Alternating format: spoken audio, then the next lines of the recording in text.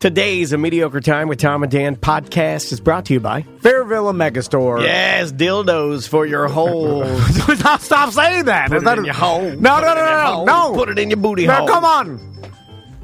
That's what they're for. No, I don't know what that If you keep talking to me like this, I'm going to put something in your hole. You want something in your hole? You try it, motherfucker. and then after that day, the show broke up. Daniel put a dildo in Tom's mouth. Tom beat him up. Try, motherfucker. Why did I do Hulk Hogan? Hey, brother, it's Hulk Hogan, and I'm going to tell you about Fairvilla Megastore, brother, and my big thermos, you can put it in your holes, brother. I don't know if they want this. I don't know if they want this either. But Fairvilla Megastore is a place where you can buy dildos and put in milk dose. Don't buy the milk dose. That's a whole different dildo. But you know what? Because I try to go like straight again. No. And then I go back and try you got to do the Michelle Obama. They go low, we go high. You got to do it.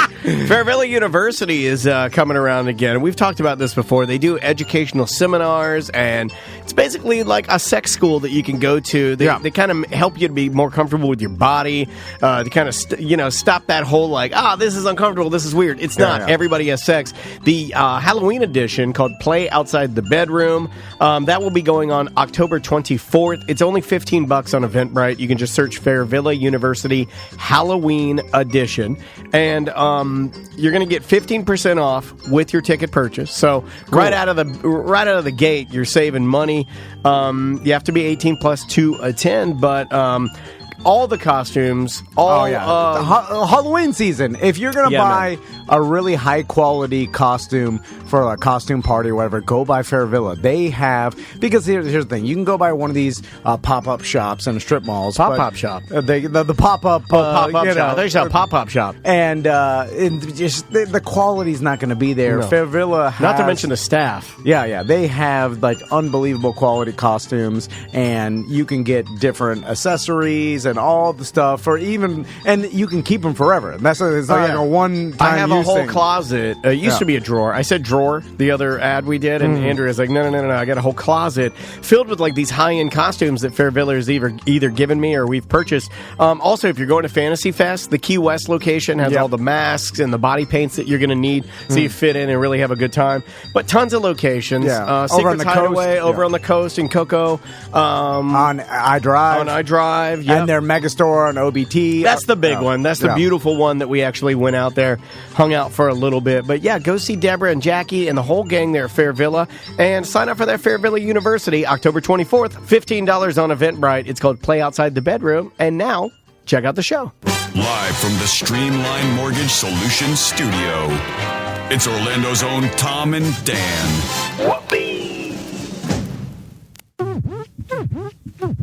Hello. This is your Mediocre Time with Tom and Dan program. We hope that you will find our presentation precise, joke heavy, and just right. Thanks.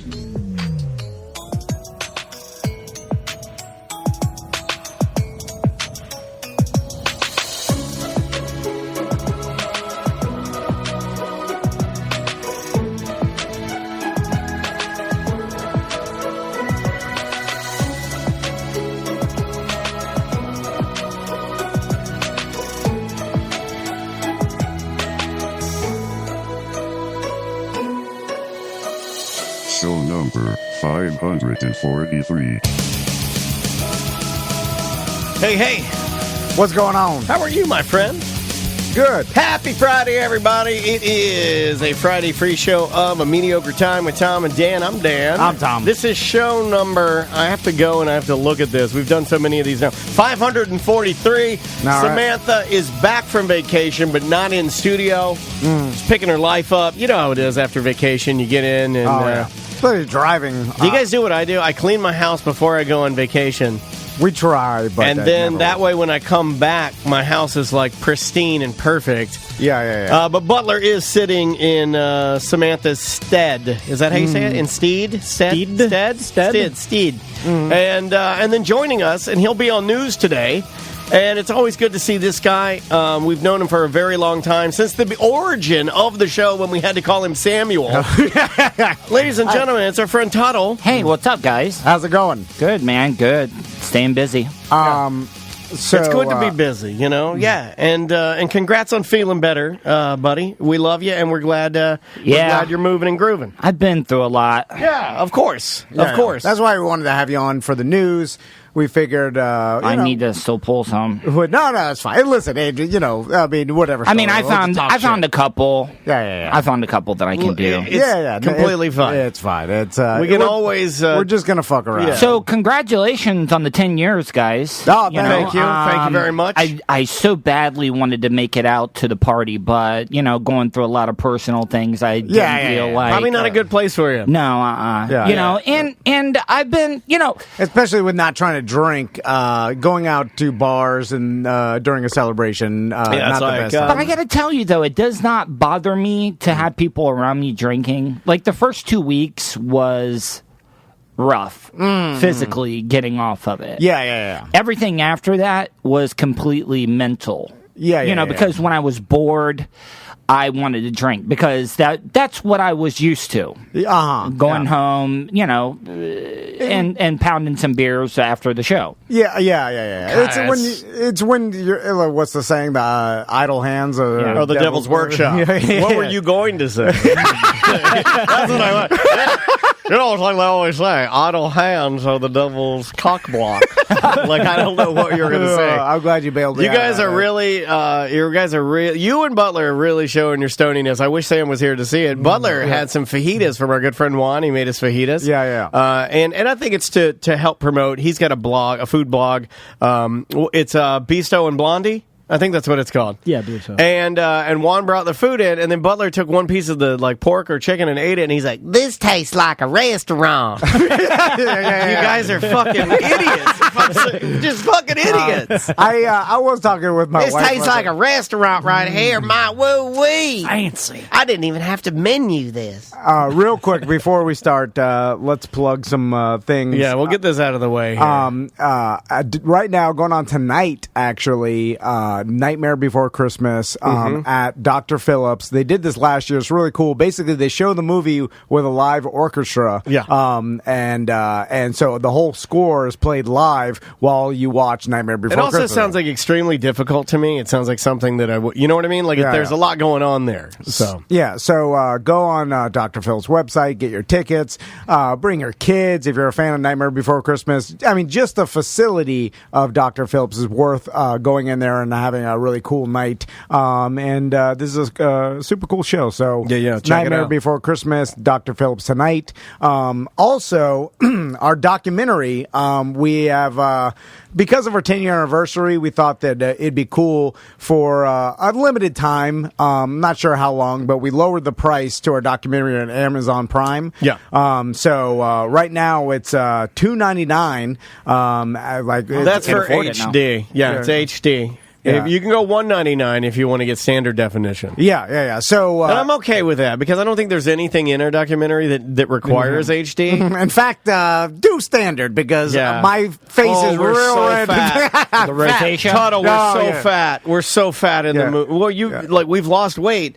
So, but when I go back and I look at it, I'm like, oh man, that's bad red. I've lost 20 pounds since I stopped drinking. Congratulations. That'll happen. Yeah, no, it's amazing. Like, I didn't lose any of that dick, did you? No, I did not. Actually, it makes it look way bigger, you know? Long nerd hammer. Oh, yeah. Cacao! So, too bad I haven't used it lately. We could change that. Butler, suck his dick. Come on. I'll take anything right now. Butler's like, yes, sir. It'd be awkward. I'll do my toast. Butler, do your toast with his cock in your mouth. So is Butler like your zany stunt guy now? Or? I didn't want you guys to compete this early. Well, I mean, I'm kind of open. Like, I'm a hired gun now, so I'll come in here and do it for free for. Yeah. Listen, maybe we do. You hear that? Stunt You hear on that? this guy's got the goods. Okay. Well, Butler's confidence is shaking now. Shit, Jordan's here. So, okay. The Michael Jordan of the stunt game. I want to ask Tuddle about this and all you guys. So, I've been on this hunt for four-wheelers for my sons. Oh, God. I don't. Please, for the love of God. Why don't you go straight white trash and go three-wheeler? But don't tell them that. And he's there's been trying. a goddamn death trap. I see him every once in a while. I'm like, how did... what have we done? Have no lawsuits in the 80s? Like, how would they approve selling this shit? No, there were clauses. But anyway, so I've been looking online, and some of great BDMs have been sending me stuff, but they sell out. There's like a crazy aftermarket for these damn things because no one wants to buy them new. Because your kid's going to only use them for 3 years and sell them again. I had no idea that little kids even enjoyed doing this. Like, I'm being serious. Like, I didn't, riding. I didn't know it was like really a thing. Yeah, oh, in Florida, more Florida. It's got to be other places like Texas, urban there. Alabama.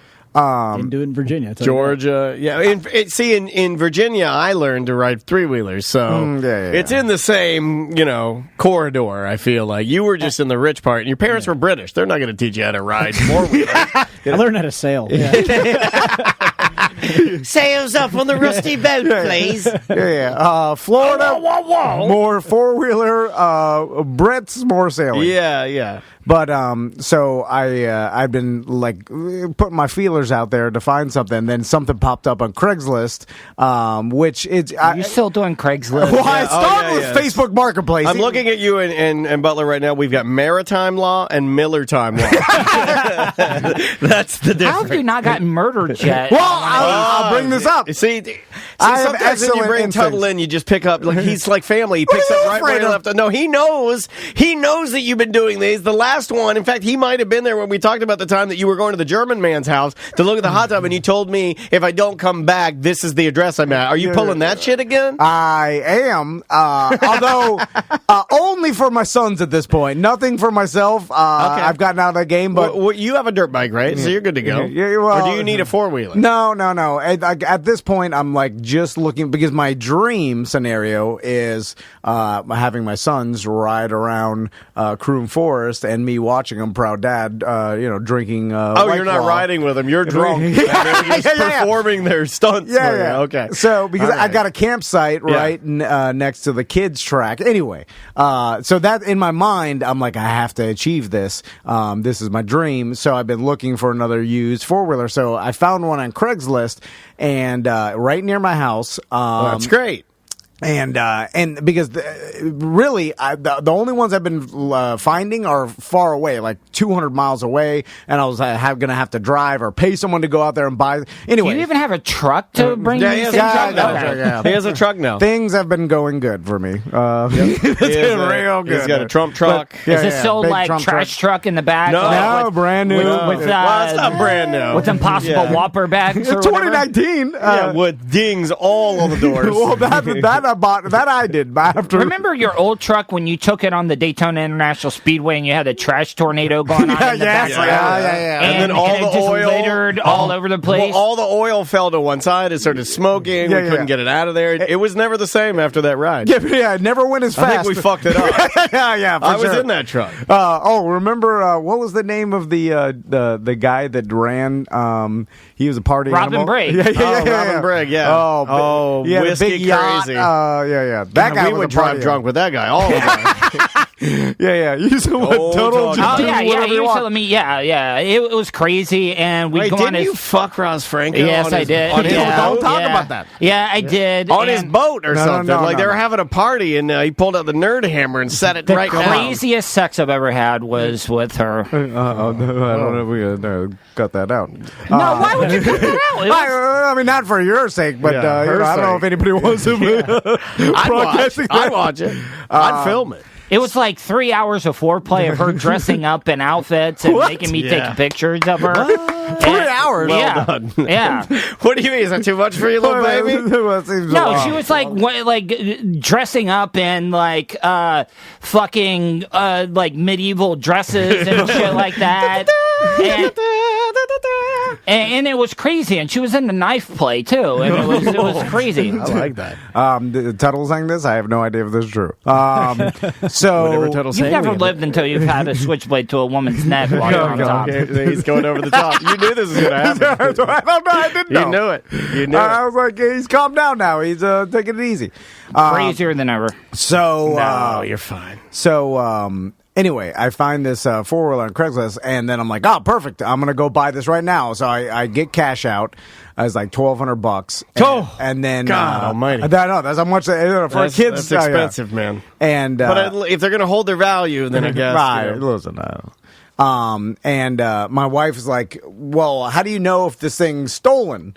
Or not, like, everything on Craigslist is stolen. That's what she said. Yeah, everybody. Serial numbers are shaved down. Yeah, you got to scratch those off. And I'm like, listen, I tell my wife, I was like, I've done a lot of Craigslist deals. I can basically eyeball a situation and know what I'm walking into, like, right off the bat. Like, just, Craigslist is the last bastion of profiling. Like, you should profile on Craigslist, for your own life. Just know what you're getting into. Yeah. And I feel like everybody is totally fine with profiling and stereotyping on Craigslist. And styling and profiling, now, as Ric Flair would say. Let me ask you this, though. Now, has your wife given you any problems with all the shit that you're accumulating in the garage from Craigslist? Well, half of it's her shit, too. Okay, I wasn't for sure, because... Yeah, well, this, she knows is my dream. She's put the... You have a lot of dreams. Yeah, there's a lot of dreams going on. Yeah, like every day comes in with I'm a new a dreamer. dream. Yeah, I know. We know. And by the way, this is going to dovetail into something I want to talk to you guys about, because I am convinced I'm setting myself up for a horrible letdown. There's a lot of... You're putting a lot of pressure on the dream. Yeah. Does that make sense? And I feel like this is going to be the classic example of I'm doing this tremendous amount of effort, and they're not going to be into it. They're going to look at it and be like, take it or leave it. Well, I mean, are you forcing them in any way to do... Well, I mean, not by gunpoint, but I am screaming, get on the four-wheeler and have fun. Get on the goddamn I risk my life on Craigslist. Like when my dad on the vacation screamed, we're going to have fun on this vacation if it fucking kills us. Yeah. That'll make kids have fun. Yeah.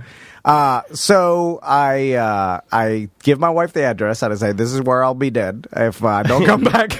Well, how long are you giving her, assume? How long is the transaction going to take? I said, I got to do this transaction before it hits nighttime. And I'm going into not the worst part of Castleberry, but not the mansion part. Okay, all right. So there's a mansion part? No. Okay, thank you.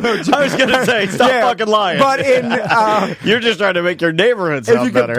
But a 3-2 with the shitty pool's a mansion. Okay, all right. So it's all relative. Yeah. Is this a Miranda mansion? Wow, this is excellent. So anyway, I get my Is cash. that real veneer cabinets? I actually take the cash out of my pocket and hide it in my truck because I start getting nervous. No, you don't want to be turning your back to this guy. I feel like that's a rookie move. I felt like... I thought you put it in your shoe. If I do get robbed or whatever, better to have the cash in the truck. He's going to search your truck. I know. Yeah. I mean, I am. If I blow your head off, I'm searching your truck. I might even steal your truck. So That's a nice truck. Yeah, have you not learned anything from Righteous Gemstones? Yeah, come on, man. So excellent. I pull up and then I see him. The guy, at first in all my Craigslist deals, I always, and you think I want to go to a public place, but I actually I was going to this gentleman's house because that's weird. I figured feel more comfortable there? Well, I figure it's less likely that you sell stolen property from your own house or from a residence. Like you're more likely to go to Walmart and sell stolen property. I'm just doing I can see that. I've been around enough. Just don't give a fuck. You're right. You could be stupid. My wife said that. Yeah, my wife mentioned that too. I read a lot of Craigslist ads. Not a lot of English majors. Using good penmanship on there. So first, when I pull up, I see I was waiting to make sure that the item is actually real, because if it's not there, what are you? Cardboard cutout. He lures you over, that he shoots you. Yeah, well, I was thinking to myself, if I pull up and I don't see the four-wheeler anywhere, I'm just going to take off. I'm like, it's a trap. but I saw it. It's sitting in the front yard, which I thought it was a trap. Because this is how they get you in. I'm like, in fact, step inside my house. This is the bait to a trap, right? But the guy that was selling it, like, I saw him walk out, and he was skinny, and I was like, "Oh, that's hot." Like, for whatever reason, strong, wiry. like, strong redneck strength. Skinny guys, I always are more suspicious of. I don't know why. It's stereotype skinny guys. Because food isn't important. yeah. Harder to fight. Anytime where food's not important to you, I'm like, what is important to you? Also, probably some sort of poison. You also like if you pull up and out of the door comes a really, really rotund man, immediately you can check off PCP strength. yeah. You know what I mean? You can be like, he's fine. Yeah. This guy's a soft load. Can't run me down. I mean, he's gonna need like a gun. Yeah. Which he probably has the to. fatter guys. Well, if he's fat, it could because he does a lot of pain pills and he's got 50 pounds of shit. And that's true. Could be dude. I mean, it could go either way. Yeah. But if he's got big fat guy, maybe like you look at his clothing, see if he's wearing like a 4XL tactical vest or something like that. I don't know. I'm with you on the profiling though. Yeah. Skinny. Describe how he's dressed. He's not a listener, is he? I don't know. Okay. Didn't say anything about that or you didn't whatever. have kinky medieval sex with him. Did you? You're dressed like a fucking maiden and you're fucking this guy for a 4-wheeler. Didn't seem like he was a listener because didn't mention anything or whatever. If you were to categorize this gentleman, which is not a good thing to do, but if you were, how would you categorize this gentleman? I would say mid-40s, real skinny. Okay. A Rednecky? White little- guy, black guy, Puerto Rican guy, Asian guy? White dude. Okay. Skinny redneck dude. Mechanic? A little, could have been a little. Blue collar? White collar? A little, Stupid question, I guess.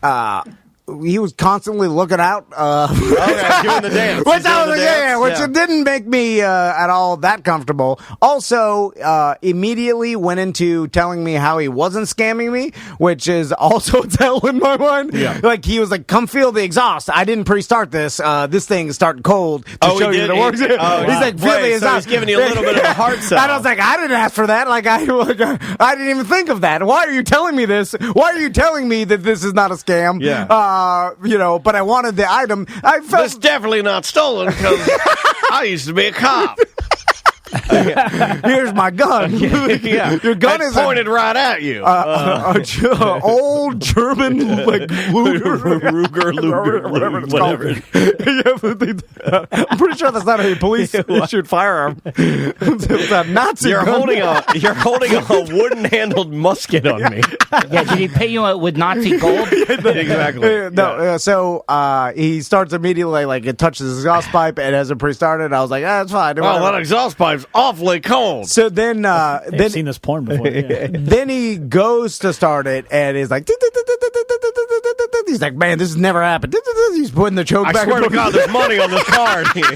He started convincing me. That's funny. I just got paid. Like, there's money on this this I swear card. this is the first time this has ever happened. And I was like, all right. God damn it. But in my mind, I want power through. I want this shit. I want him talking to himself, too. I want him being like, good thing I took my Luger in my back pocket. I'm going to blow this Now, do you motherfucker's bring head off. any weapons with you? No. Why not? Hey, here's the thing. You think he's going to tell you that live on the air? Of course he brought a gun. No, I And didn't. he put a washcloth on it, and he set it on his on the top of his shorts. Here's the thing. Travis knows exactly why I didn't bring a weapon because Old handgun. It's all bluing all over it and rust. he's as bumbly as I am. In my experience, forgot in my life experience, I this can motherfucker drops his hot dog from 7-Eleven and shoots a hole through his windshield. I could only make things worse by bringing it. Like, I bend over to touch the exhaust pipe, it falls out of my pocket. Yeah, and blows the guy. I mean, blows his head right off. And then he. What would you do? Would you take the what? four-wheeler? Would you take the? Would you try to lift it?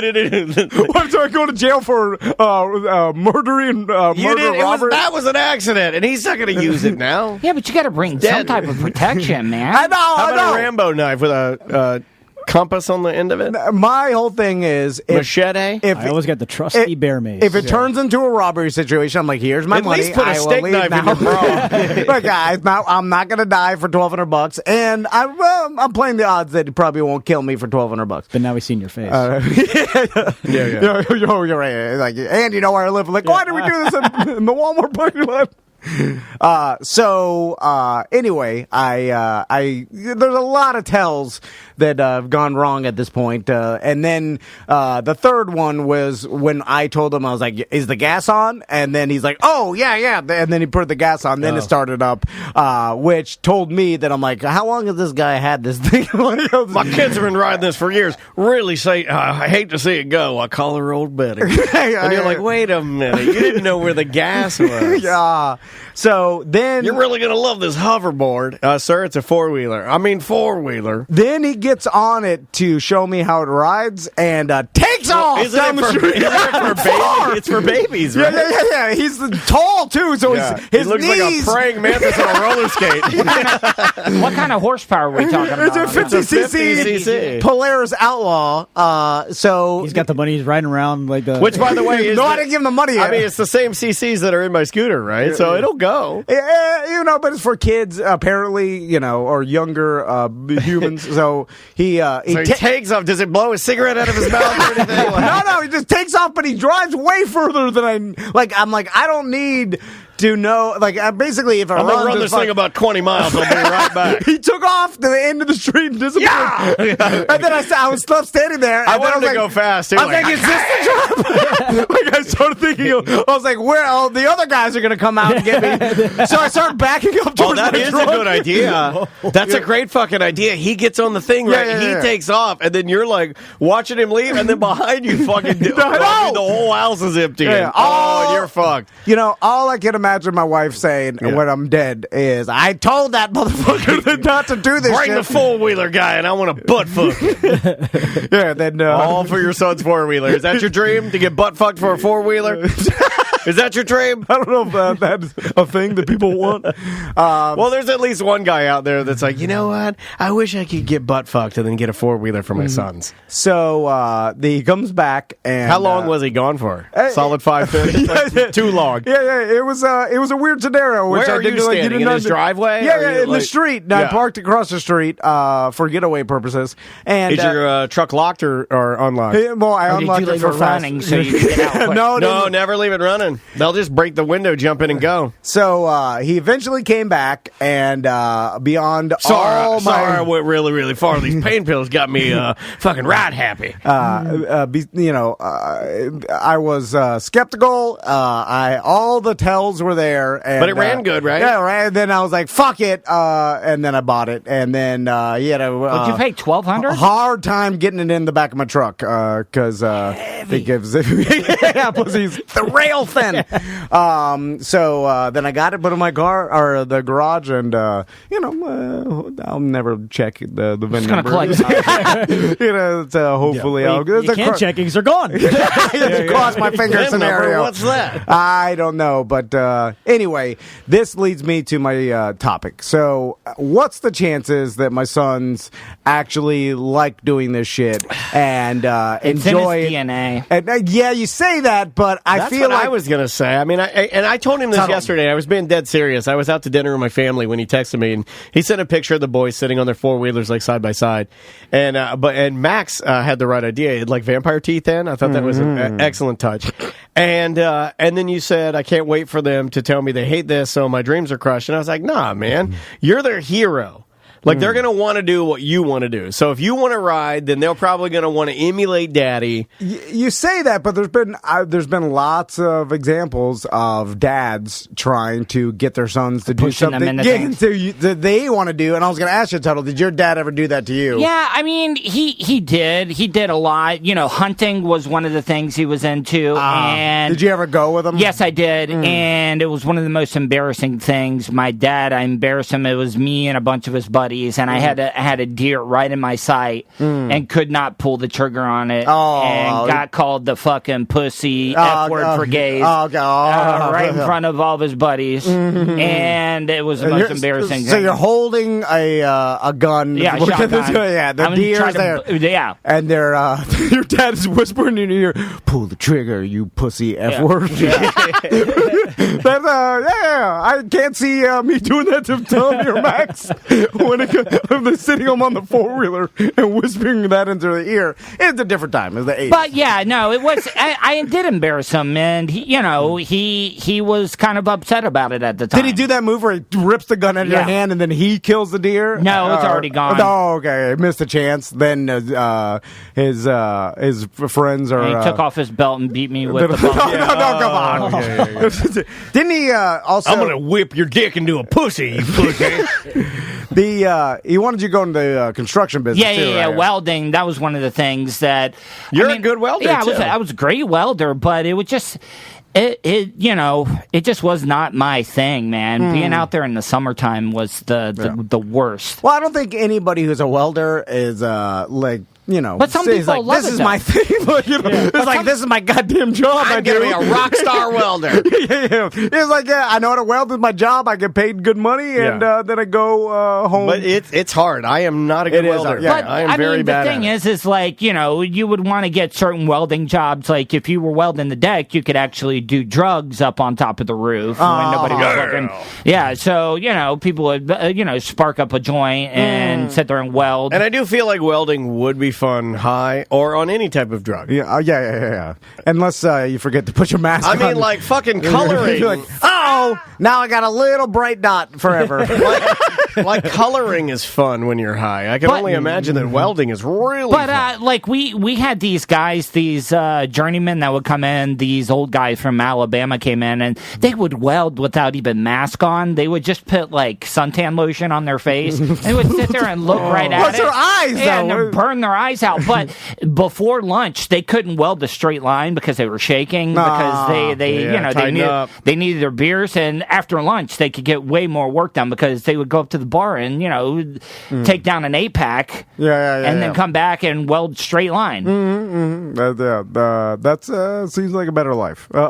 Did he help you get it into the trailer? The back of my truck. The truck. Is it that heavy or? Nah. It's and everything, all as well? Well, I guess so. Wife wasn't mad at you? No, I didn't tell her this whole thing. Same price as the other one, so right? A little cheaper. So- They got the stolen price. So let me ask you about this. So now, Newer, older? Like, it's hard to tell. about the same? All right. He estimated years, and I Did the fact that another kid's name was etched into the four-wheeler deter you at any... I just, in my Put a piece mind, of I said, tape this over? must be his son's name. Now, are you going to let your kids, your boys, take chances? Because, like, when you were growing up, you probably did a lot of stupid shit that you probably shouldn't have done. I can't see that happening, Tuds. He's way more protective of his boys than I think his dad would. We were just talking about this. We were talking about, like...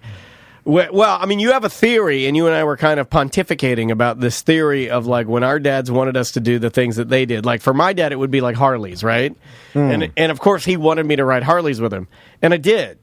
You know what I mean? And I enjoyed it. And then for you, it was like whether boating or four-wheel, like being near the ocean or being on a boat or riding four-wheelers or three-wheelers with your dad. We did those things, right? And we look forward to doing those things with their dads. Yes, but I've heard of people, because we talk about this shit all the time, like I get people talk to me and they say like, oh, I did this and I wanted to do this with my sons or my kids, and they're not into it.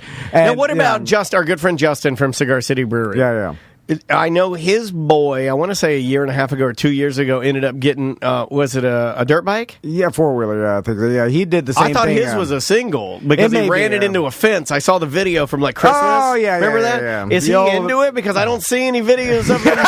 Like, I'm being honest, I'm not hating. I think he went through the same thing, because I text him every once in a while, and he had the dream too, and his sons are just not into it. Like mine was surfing with my daughter. I was like, I really wanted her to surf, so I bought her a boogie board. I bought myself a boogie board. We went down to the ocean.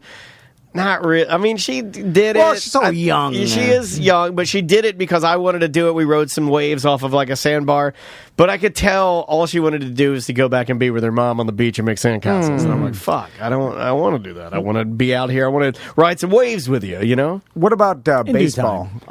Yeah, I grew up. I mean, my dad pushed me into baseball, but I loved it, though. Was your dad a baseball guy? No. He coached our teams and stuff, but, you know. I was going to ask you about that because I want to get my kids into something. Now, are you going to let them play football or if they with the CTE and all that stuff, you know, coming out? Because a lot of parents aren't letting their kids play football now because of, you know, being young and causing brain injuries. It would be, if they wanted to do it, like really wanted to do it, I think I'd let them. But it's one of those things I probably won't be suggesting that they do it. Like it's like speaking of head injury, I remember like playing pee-wee football and the coaches telling you, even at like the 65 pounders, you know, like I don't know how old I was in the 5th grade or whatever, but they would do drills where they'd line you up and smash it. And I remember like seeing white light and so like hitting my head, and they tell you to get up. Yeah.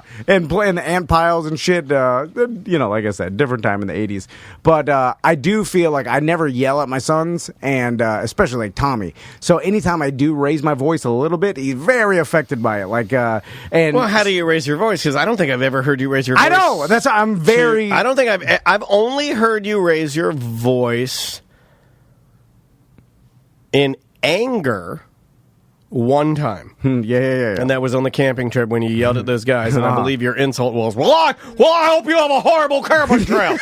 I'm like, all right, way to get him, you fucking nerdo. So nice job. So my son is he gets very concerned anytime an adult raises in fact, he went to a birthday party the other day, and they did it at like one of these strip mall karate dojos. Yes. It's like Kenny Powers or Fred Simmons. Yes. And so then the whole like the birthday party, they set these up. I guess they do this now, like these karate places where they have birthday parties, and then the sensei or whatever, the instructor does like a class it's like a birthday party package, introductory karate. Yeah. And then they probably give you a deal because hopefully they're going to gather some students. It's that. But when Tommy was there, like as soon as the guy, Bill Simmons or Fred Simmons gets up there and starts telling the kids like, all right, and then scared the shit out of Tommy, and he didn't want to participate because the guy was doing the stereotypical karate instructor shit with like the he's being the sensei, he's being harsh. And so that's when it made me realize like, shit, I'm not I never raise my voice. I'm not hard on these boys, so I'm making them soft. But I don't think you want to be, right? They don't do anything. But I don't think, they don't do anything to warrant me yelling at them. So it never happens. So then when anybody yells at them, they don't test you, because May will test me hard. They know. May tests me hard. Like if she's not doing something and I want her to do it, unfortunately I have to crack on her sometimes, and I hate doing it, and I have to be the heavy. And I absolutely hate doing it. But like I was talking about this when we were doing the interview with Takara Williams, our comedian. And like yesterday, it's like I'm having to teach Andrea certain things.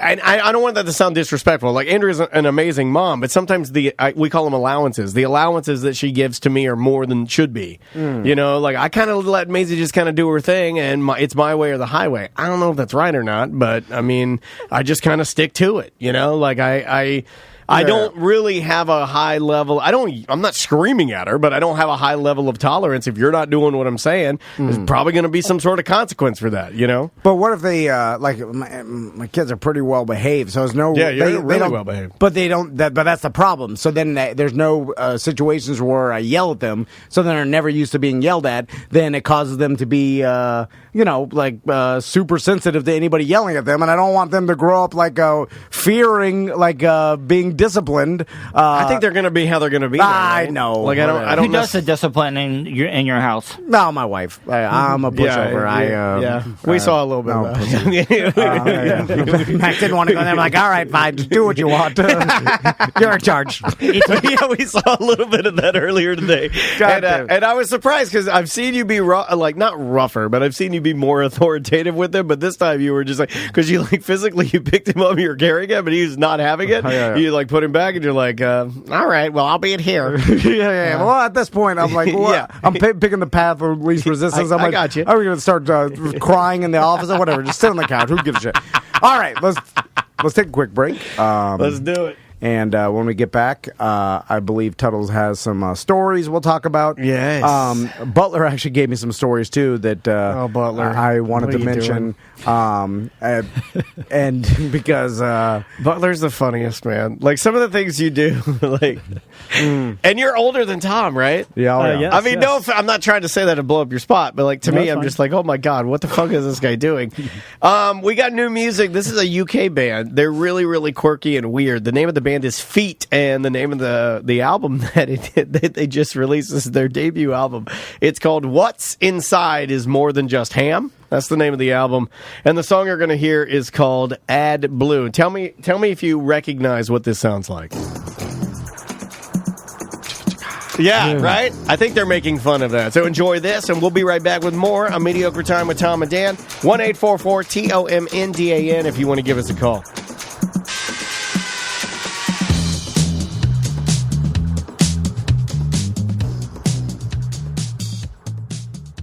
Seminole Power Sports right there off Reinhardt Road in Sanford. They also have a location, Seminole Power Sports North in Eustis. Yes, sir. They've got a couple different brands at that location, but whether you want side-by-sides, dirt bikes, four-wheelers, scooters, watercraft, stand-up jet skis, regular jet skis, they've got cruisers. I mean, literally everything you could possibly think of. A gigantic showroom, all the accessories, Yetis galore. They're a huge Yeti dealer. I bought my Honda Ruckus there. If you're looking for like a scooter, Piaggio, they have all of those. If you're looking like the more Italian, traditional scooters, they have that. It's awesome. You're actually going to take in one of your one of your monstrosities. Well, it's getting to be Thanksgiving. I go to Croom Forest in Brooksville every year. That's when we all go riding out there. My sister's four-wheeler needs her clutch fixed and some other work done before we go, and I'm taking her bike over to Seminole Power Sports to get fixed. I'm going to take one of my son's four-wheelers I bought on Craigslist over there. I'll tell that story on today's show. Yeah, you'll hear that. They have a great service department. I've used them before with my brother's dirt bike. Great. I mean, super, super reasonable pricing, and they just do a bang-up job. They're super professional, and they got it working Kirby perfectly. and everybody there, they're great folks, and they've been with us for a while now. Yeah. So if you're looking for some two-wheeled fun, it's Seminole Power Sports, and remember... Seminole Power Sports. Seminole Power Sports.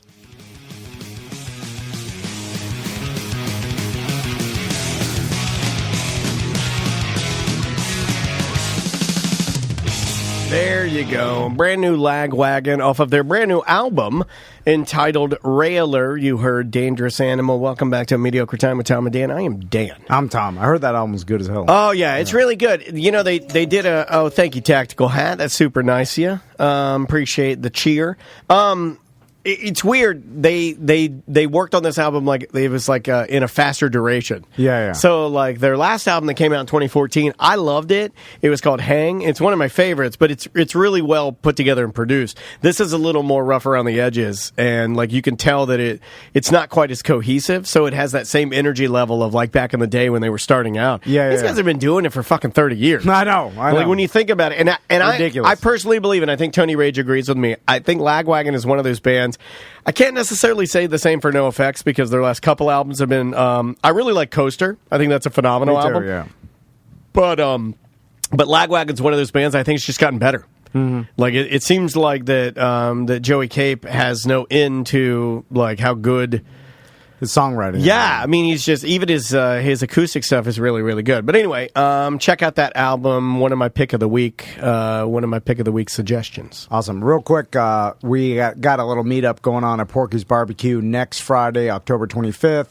I know Tony is bringing out a bunch of giveaways to Porky's. Yes. So you can check out our events page on our app, and it's Porky's Barbecue. I may have to head out. Yeah, do it. Eat some delicious food. Get some barbecue. You know, I'll give Tony a bunch of stuff that we have left over from our 10-year. So if you didn't get it at the 10-year, maybe you can get one of those Tom and Dan fans and some stickers. So anyway, he'll be giving away a bunch of stuff. You know what's fucked up? My 10-year anniversary shirt, the black one that I have. Yeah. I had it laying on the floor because when I came home from, you come home from those events, you're super fucking tired. So I took it off, I threw it on the ground. Well, Caesar is like older now, and he likes making these like nests or like patches. Sorry, I farted. Apologies. So Caesar's making a nest on the floor. It just scared the shit out of me too. He's making a nest on the floor, and he used his little paws and the liner on the bottom of my shirt.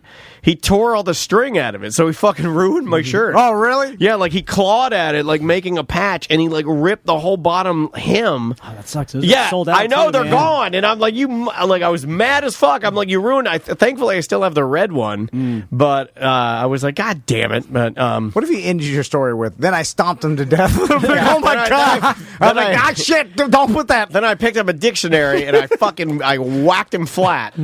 Let's. You want to do the toast? Yeah, let's do the toast. All right, Butler. Here is your reverb. I'll go ahead and pump this up for you. Great. Drink alcohol in front of an alcohol. Right? I'm sorry. Okay, put the camera. We did discuss that. We're like, let's put it in Mountain Dew bottle. Give him a double shot. All right, so cheers to friends that have gone away. May we never go to hell, but forever be on our way. Come on. Well, hold on. He did it, friend. What the fuck is wrong with no? Do it again and do it right. Oh, you got this head?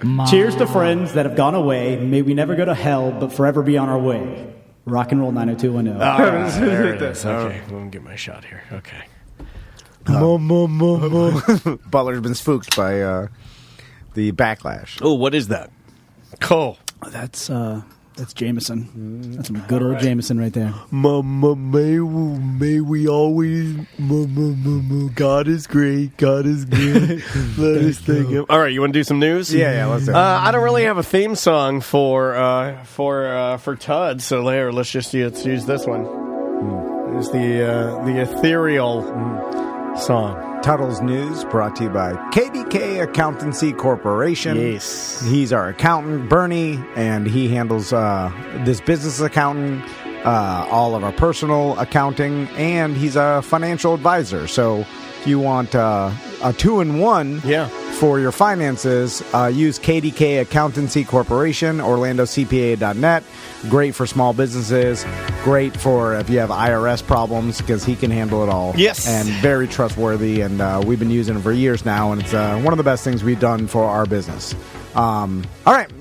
Tuddle, what do we got first? All right. Well, I love talking about these stories about drugs being found in, like, peculiarly, places that you wouldn't think to find them. Like, have you ever thought about that, though? Like, what would you do if you found a shit pile full of drugs? I have. I've had family members who have being found, down in Miami. Yes, yeah, multiple times. So there's two things. One time, my pop-up found a big bale of weed out in the Everglades, because he had a place out in the Everglades. So we found it and then decided to burn it, much to the dismay of my dad and all his friends, who were yelling at him, please don't burn it. He even got offers. My papa, I'm sure. My papa was everything. Every drug was dope to him. Like marijuana was dope. Heroin was the same class. So he was very against it and wanted to, burn it. He even said people offered him, like, listen, just leave it outside and you'll find a bag of money to replace it. And then, but nope, burned it all. And then my wife's uncle found a square grouper, which is a bale of cocaine. Have you ever watched that documentary documentary that Billy Corben did called Square Grooper. Yes, yeah. It's good. And he's done a lot of great documentaries lately, but a lot of them involving South Florida and stuff, and that was one of the documentaries he did. So if anybody grew up in Miami in the 70s and 80s, they at least knew someone in the drug business or trafficking. Like, it was so prevalent, it's insane. Like, if you go down like Everglades City, you'll see like big ass houses and shit. Like, they're like, this doesn't belong out here. You know, it's like all drug money. And a lot of that didn't even shake out, right? Like, it didn't. It's like it happened and it wasn't. Oh, like, they buried. Yeah, like, I mean, like... There's probably still millions buried in, like, the Everglades. There's probably, you know how many tons of drugs are probably out there just because they were bringing in so much shit. Anyway, when my wife's uncle found the cocaine, he called the Coast Guard to report it, and then when the Coast Guard came, they didn't believe his story and thought it was, and then ripped his boat apart. And so they thought he was, like, saying that to, like, save face. And then he was like, why would I call you guys if I was doing this? And then they searched his whole boat and were dickheads about it, and then he screamed never again. Don't you just not get involved because aren't you worried that like the drug dealers are going to come trying to look for their stuff as well too? Or you do like that. There's that one documentary of the guy who heard like this tall tale of where a bunch of cocaine was buried in I think in Puerto Rico or whatever. Yeah. And it was a documentary I watched. I forgot what it was called, but because here's the thing: like if you found let's say a brick of cocaine, like you know, you can make one call to your sketchiest friend and find out probably how much it's worth. And it's like, if you are holding a brick of cocaine that's worth like $200,000, you know, it's hard to give that away. Well, to move it, but it's like hard to then just say, fuck it. Like $200,000, they can change a lot of people's lives. You have to have the right kind of people, I would imagine, to do that. But wouldn't it be, it would behoove you to only take a little bit, right? And not get greedy. Yeah. You just sell it for $100,000, yeah. Or no, not even take it all, I'm saying. Like, if you were worried about, like, what Tuddle's saying, you're worried about them coming back for it, okay, then leave it. Take enough where you think you can make, through the conversion rate of your sketchiest friend, make $50,000. And just be like, look, I'm not going to get greedy on this. I'm going to take enough to make $50,000 and just call it a happy accident. You sell the whole bundle for $50,000 to your buddy. You just kind of wipe off the rest. Well, I wouldn't want to get rid of all of it in case they came. I'd rather them come and there at least they're going to cut your legs off either way if you took a little bit.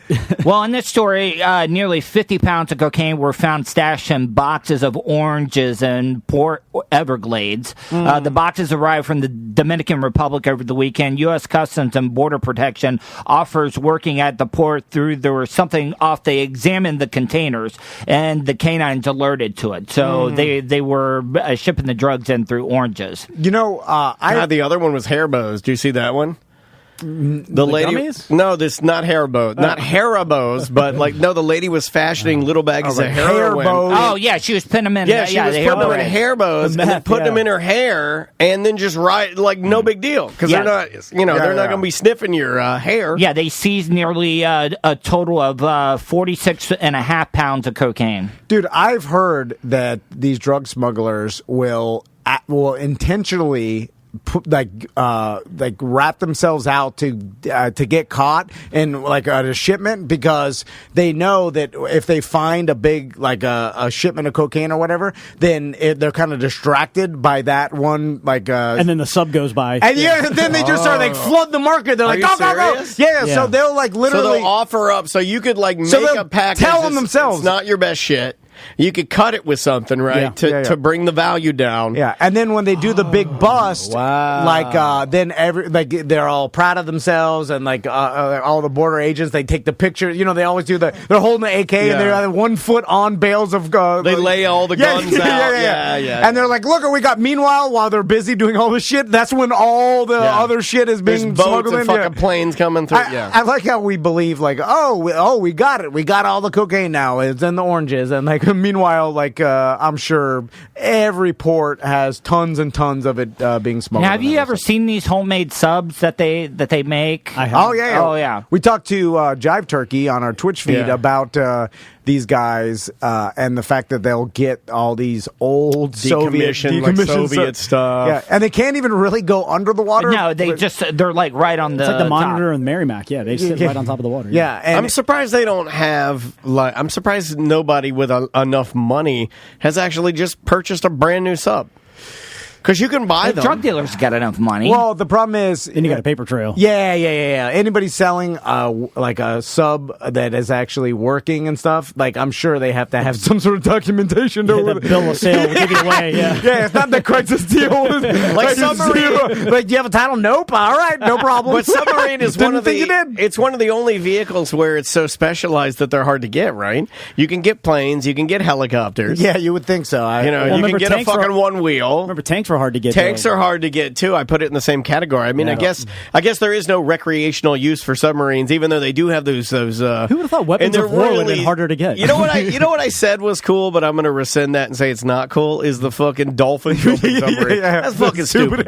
Yeah, I remember. Hold on, I remember saying on this program, "Whoa, that's awesome! I'd ride that." You know what? Fuck it. I don't even want to ride that anymore. It's not fucking cool anymore. It's fucking dumb. And anybody that has one, fuck you. It's fucking stupid. You're fucking dumb. Yeah, it's cool for 15 minutes. No, I don't even think. I think it's cool for one jump, and then you're like, "Fuck, that beat me up." Can we just go to Can I just go to the seafood restaurant and have a cold beer? Herniated disc in that thing. Yeah, fuck that thing. It's dumb. You know, all it can do is jump, right? Yeah. I don't think you can just go straight at it, can you? You have to keep jumping. Tuddle, do you have someone that you know that if you found like a duffel bag full of bricks of cocaine, right? Yeah. That you would call that could probably figure out how to. Yes, I do. Okay, yeah, I figured. Yeah, and like in all your travels, you've come across. Not in one lump sum. You know, like we could offload a little bit here like and a bag at a time. That seems too long. You get a one lump sum. One 8-ball at a time. yeah. That's how you get caught. It's too long. It's a long time. Yeah. You got to get rid of it one bundle, and hopefully. Here's my concern: is the guy sketchy enough that would buy that much cocaine from you probably knows that you have no business having that cocaine, and that this is your first time doing anything like this. And they're going to take it back. They just steal it from you, right? Like, you're not a hardened criminal. You're not scary. No, yeah, you got to keep this one kind of close. Yeah. They're like, Tom Van from The Thing? He's got that much cocaine. He's going to sell it. Like, nah, we're killing this motherfucker. Yeah. He found it, and he's trying to... We're going to at least shoot him in his leg. Yeah. And he'll give up fast. Yeah, you'd have to be really careful. You'd have to be really careful who you say. Who you tell. It's why you have that. Yeah. You can't. It's no. Yeah, that's a desperate man's game. I've been. Yeah. I mean, the big drug over in Tampa, Pasco County area is the pain pills. Like that. Pain pills. Yeah, that's the hardcore thing. Like, I mean, that's that's the everybody's on the pain pills. That's Florida. Although I feel I'm on them right now. I feel like that's cracking down on that. Like the less. Yeah. See, because like you can't... I haven't been palmed one in fucking years. Yeah. That's when you knew the height when all the listeners are had all the pain pills. The peak, I would get these little 5 milligram, 325. No, it was like but it was like a little, like a piece of saran wrap with like 2 or 3 in it with a perfectly tied little knot, and you get palm that, and I'd be like, and I just hand them to my wife. I'd be like, look these up. That wasn't saran wrap. That was the cigarette pack. Cigarette pack. The top of it. Yeah. Number one pain pill holder of all. Yeah, it really is. Yeah, it's real sketchy if you had pillid.com like on your favorites on your desktop. Oh yeah, I had it in my history for a while. Yeah, like, what is this? Acetaminophen, fuck! And they got the new ones now where you can just put the pill in front of your camera and take a picture. It'll read it. Oh, really? Yeah, they do that with plants now. Have you seen that app where you can take a picture of a plant and it'll be like, it's this? And you can do it with pills. No, really? You just take a picture of the pill. I feel like the pill one's more popular. It is, yeah. The plant ones are fucking nerds. But they'll only write you like 3 days at a time now. Like, because everybody's dying and it's everybody's not good. It's unless like the time I got the cough medicine, they gave me a jug. Oh, a big gallon jug of. It wasn't a gallon; it was like 2 liters. Mm-hmm. I mean, it was like as big as the jumbo Fuji water. I still can't believe the pharmacist actually handed that over to you. Yeah. By the way, it came through the chute. You know the little bank teller thing? Like the bank teller thing. They put the whole jug in there inside the fucking canister. It's like it's like funk, and then funk, it comes back, and then I'm like, God, I'm like getting it. Like, this shit's heavy, and I get it, and my ID and my Visa card are there, and then inside there's a white jug of fucking codeine. Was there a robbery going on? And they just started fucking with it. Hey, dog, give him the jug. Like, I don't see this happening. You got your prescription on the table. So what was it? What was it? Cough syrup? Yeah. Now, I mean, what kind of buzz do you get off of that? It was the one with codeine. With the opiate cough syrup. Yeah. Oh, it's lean. But wait, I've never understood that. Like, how is giving somebody opiate is supposed to help with like your cough? It's a little bit of opiate helps everything. Look, what do you got? Flu, cough, hurt toe, whatever, headache? Give them the old codeine. It helps anything. You can't get an erection? Take this fucking opiate. You'll be fine. You know, like it was a different time. It was 5.5 years ago. And that shit, I swear to God, you would take one dose of it, and you'd be like, I'm a king, because it had like caffeine in it. Like it was so good. Now, does it back you up the same way as like regular pain pills? Yeah, you get the crackly Death Valley shits. Yeah, where your shits come out and you can see the road maps in them because there's no water in your body whatsoever. You're dying. All right, next story. Okay, all right. Norwegians are told to pee in the shower to save water. This is what they're doing now. Do you pee in the shower? Yes, I do. Sometimes. My new thing now is to pee on my daughter's Barbies. That'll teach her. Well, here's the way I see it. It's a little bit of payback that she doesn't know about. It's basically a variation of when you and I used to squirt one little bit of pee-pee in the corner of Clear Channel. Yeah. It's the same idea. I'm like, she has to play with those Barbies. Sometimes she's a pain in the ass. If I piss in their hair, she doesn't know about it. But I know about it when I go to sleep. Yeah, Frode Holt of the Water and Sewer Agency in Oslo appeared on Norwegian state television NRK to raise awareness to the fact that Norway uses almost double the amount of water used in Denmark. I can't believe they would do a study like that. Do not run the water when you brush your teeth. Only wash with filled washing machines. Only buy washing machines that don't use much water. Use a pot when you're using the water to plant in your gardens, and pee in the shower in the morning, Holt said. I feel like... So are you going to say that much? I mean, flushing the toilet really doesn't seem like... I mean, do you flush the toilet every time you take a piss? I don't. That's at least 1.5 gallons every time you pee. No, I don't. And my wife's done this, and it started when Maisie was an infant because you would flush and it would wake her up. And same reason we got the precision garage door. Like, there are a lot of things that will wake an infant up. But now I've just gotten to the point where, like, I'll go to the bathroom, and in the morning, I mean, you look in there in the morning, and it's like... all the toilet paper, 8 different kinds of piss. There's no doo-doo. There's no doo-doo in there. It's pee-pee stew. It is pee-pee stew. I don't like peeing on other people's pee, and my wife has kind of trained me to do that. Yeah. I don't like sitting on the seat when it's hot. I don't like lifting the seat and seeing a clot that swung on. One of my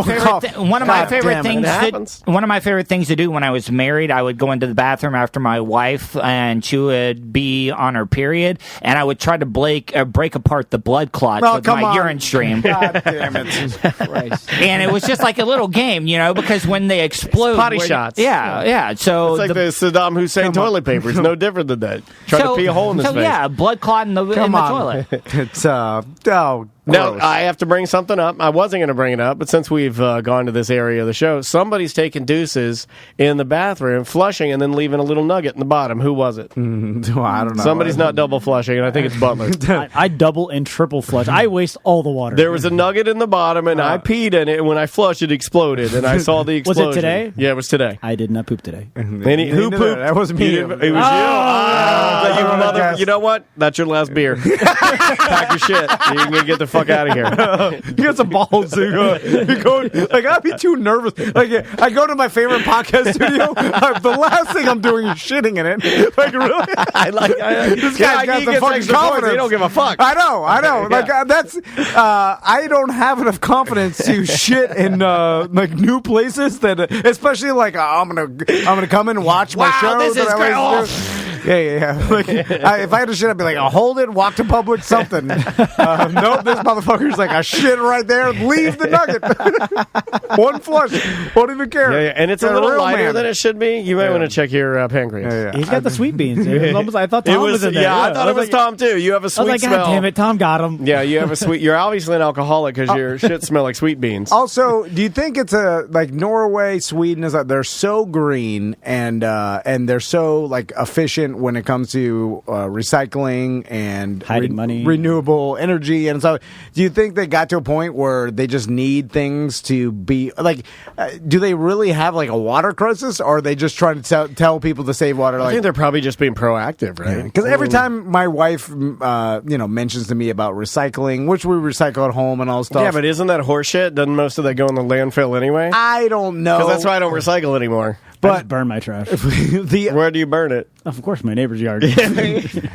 Good man. Like I'm just then piss on it to put out the embers. She'll be green. She'll be picking out like a black bean can out of the bottom of the trash. She's like, "This is recycled." I'm like, "Listen, the one." Then you got to take the label off. You got to throw the label away. Then you got to rinse it out. Now, fuck all of that. I'm like, China is killing their. There's it's plastic land. Yeah, they have an island made of old computer keys. I'm like, this green bean can. They do. Goddamn. You guys have seen that fucking documentary? There's an island made of old computer parts. It's old computer keyboards. You could fucking build a house on it. I don't know. So you guys are all mad about like us not recycling. We're making land, and that's impressive. So, next story. Okay. Have you guys seen the movie Once Upon a Time in Hollywood yet? I think Tom has. No, I haven't seen it yet. I've been now. It's gone to the point where now I'm waiting for it to come out. Streaming service. I may have seen a bootleg version of it. Not really. Bits and pieces. Yeah. The big problem is that they're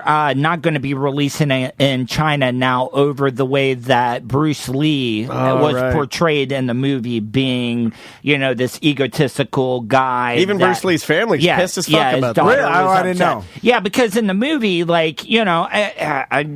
spoiler alert, he's out there talking a lot of shit, and like, I can beat anybody, my hands are deadly weapons, I can kill you. But it's a caricature.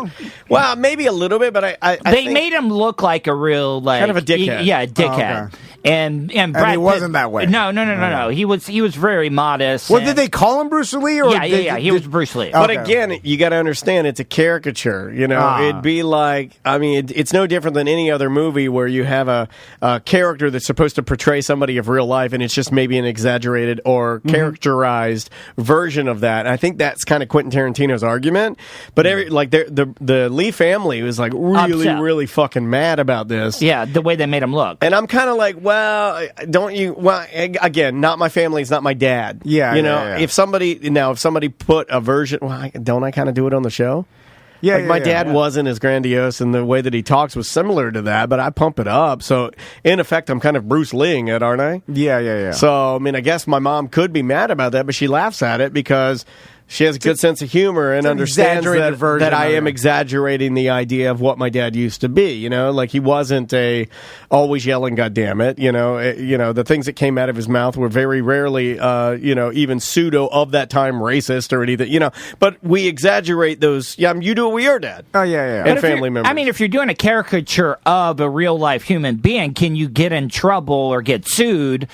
If it's a movie, it's not like a documentary. Does it defame Bruce Lee in any way? Well, he's also famous, so it's really, really difficult to bring any sort of defamation to people that are entertainers or famous people. Like they've made that hard. They made him a dick, but they didn't make him a rapist. Yeah, exactly. You would have to do something over the top for you to be liable. Like if you just portray some guy like a dick and you're like, hey, this is how I heard he's whatever it is, then you're not going to have any case. But you will lose all that sweet China money. Yeah, but like the NBA is doing right now. Yeah, but he got his ass kicked in the movie by Brad Pitt. So they made him look like a real pussy at the same time too, like he was talking a lot of shit. Yeah, I saw that part. Okay, yeah. So I can see where it's like it's not necessarily like anything in there is good. Yeah. It's like he got beat up, and then, but I don't necessarily see it as being like super bad either. I think you got to kind of take it as a work of fiction. But also, like Hitler gets his head blown off in Inglourious Bastards, and that didn't happen. But like for example, in Once Upon a Time in Hollywood, it was about the Manson family murders, and they did not follow the script of how Charles Manson and everything. Like it was a completely different ending of how things really went down. Sorry, spoiler alert. Right? It's been out. But it's a movie. Like Anyway, right, and that's my point. Is it's a work of fiction, So I'm surprised nowadays that they, me and Daniel talked about this a lot, and you're probably familiar with it, Tuddle, because you know movies. But now, like the new business model is to, put out movies, like superhero movies, that are easily understood by everybody in every culture or globally. They're relatable. You can translate it, easily. They're unoffensive. Yeah. There's not any imagery in there that would be offensive to any culture, really, because you're creating your own culture. So there's a huge market globally for movies now, and the business model is like, hey, release this worldwide and make 1.2 billion instead of the 100 millions, and then so I'm even surprised that the studio, I guess Quentin Tarantino, they're not going to make him change anything because he's Quentin Tarantino, but he had a usually quote. they don't do anything bad or make anything Chinese look bad because they're afraid that it'll get left out of the Chinese market. He did a few things, and this sort of relates to what you're talking about with the Chinese market, but not really. I know he met with the Tate family because Sharon Tate's sister, I believe, is extremely worried about how the actual murder would be portrayed. And then Quentin Tarantino met with her, and then she was like, "Oh, I was definitely put at ease by talking to him," that sort of thing. So he did sort of make concessions. It's not like, he didn't have to do that. So did they not change it for theatrical release in China? This is about the DVD release, right? No, this is the theatrical release. It has. No. It has not been released. Normally, is that much of a delay? Yeah, but maybe because of this particular maybe reason. Of that, okay. Yeah, you don't even it's supposed know. to come out in China on October 25th. I think that's the same date as almost the DVD release to us. Interesting. Which is weird. You know what's funny is about that movie? I heard nothing good about it. Not one fucking thing. I went but the into Joker, I heard everything good. Oh, you've not seen it yet? No. Oh, dude, I heard it's phenomenal. One of the best films of the year, and some people are saying one of the best comic book movies. Now, this is coming from an anti-comic book person, so not a Juan. Not anybody that's in the BDM, geeks group, something like that. So I'll just preface that because a lot of those guys, and I'm with them. But it's not a comic book movie, though. But a lot of people are saying, it made me, okay, here's what I'm hearing from non-comic book guys. That movie makes them want to read comic books. Yes, it does. But it's more about the state of mental health right now more than anything, of how people can be pushed to the edge and go into a direction. And it just the portrayal, the laugh. I mean, he lost so much weight for this movie. I've heard everybody told me, hey, you got to go see this more than any other movie that it's come out recently. Yeah, I heard that everybody's really good in it, and it's realistic for a comic book movie. A lot of stuff you have to, suspend disbelief. Suspend disbelief. But it was real. Everything that happened in it, you could see happening. Who do you think did it better, Heath Ledger? Okay, I'll say this. Heath Ledger's Joker was more cartoonish comic book because it was a superhero movie. This one was more real. Okay. So it's different. So he's more terrifying, I would imagine. Yeah. Okay, so I'll say that Joaquin Phoenix, Joker's original, ego is Arthur Fleck. That's who he is before the Joker. That's his name. Joaquin plays a better Arthur Fleck than what... Okay, I see what you're saying. Then the Joker, because it's a transformation, right? Yes, yeah. So Heath Ledger's Joker was better, but Joaquin's Arthur Fleck was better. You never got to see the transformation from Arthur Fleck to the Joker character in Heath Ledger's movie. How much did it do well in theaters? It was number 1 2 weeks in a row. Okay. But it was the budget on it was so low. There was really no special effects or anything it's not a grandiose superhero movie. But Todd Phillips is a huge director, though. But he went from comedy. Yeah, he's the Hangover guy. From such a he's also dark... a fish documentary guy, too. From it's a really dark movie. It's graphic. The killings are very realistic and brutal. Remember when Joaquin Phoenix did that weird documentary about him becoming a rapper? And he was on... David Letterman. Yeah, with Casey Affleck, right? Casey Affleck's the one that put that thing together. Well, I remember watching that too. That was bizarre. Remember, and then they promoted it as if it was real, and they tried to but it never was. Yeah, and it never was. But it was then all a work. But I feel like then no one really cared. Like it was weird. It was like all of a sudden the stories were like, "Hey, Joaquin Phoenix is doing some bizarre shit on David Letterman." Like, and then everybody's like, well, "That's weird." And then the documentary came out. It's like, "Oh, this it's is like all him with two hookers smoking cigarettes in a bed." Yeah, and then I feel like all that did to Joaquin Phoenix is everybody just remembers that he went through a crazy, like no one remembers the fact that it was like a put on documentary showing how good of an actor he is. Everybody's like, oh yeah, didn't he go crazy, want to become a rapper? Like you're like, no, like, well, nobody wants to investigate the truth. Exactly. Yeah, everybody just wants to take it at face value and then move on. But I, he's such a method actor. I even read that he found out what prescriptions his character were taking, his mental meds and stuff like that, and he actually took those same meds to be able to feel what the side effects were so he could get into character. I'm virtually certain that's not how medication works. Yeah. If you don't you're going to give yourself a chemical imbalance, right? Yeah.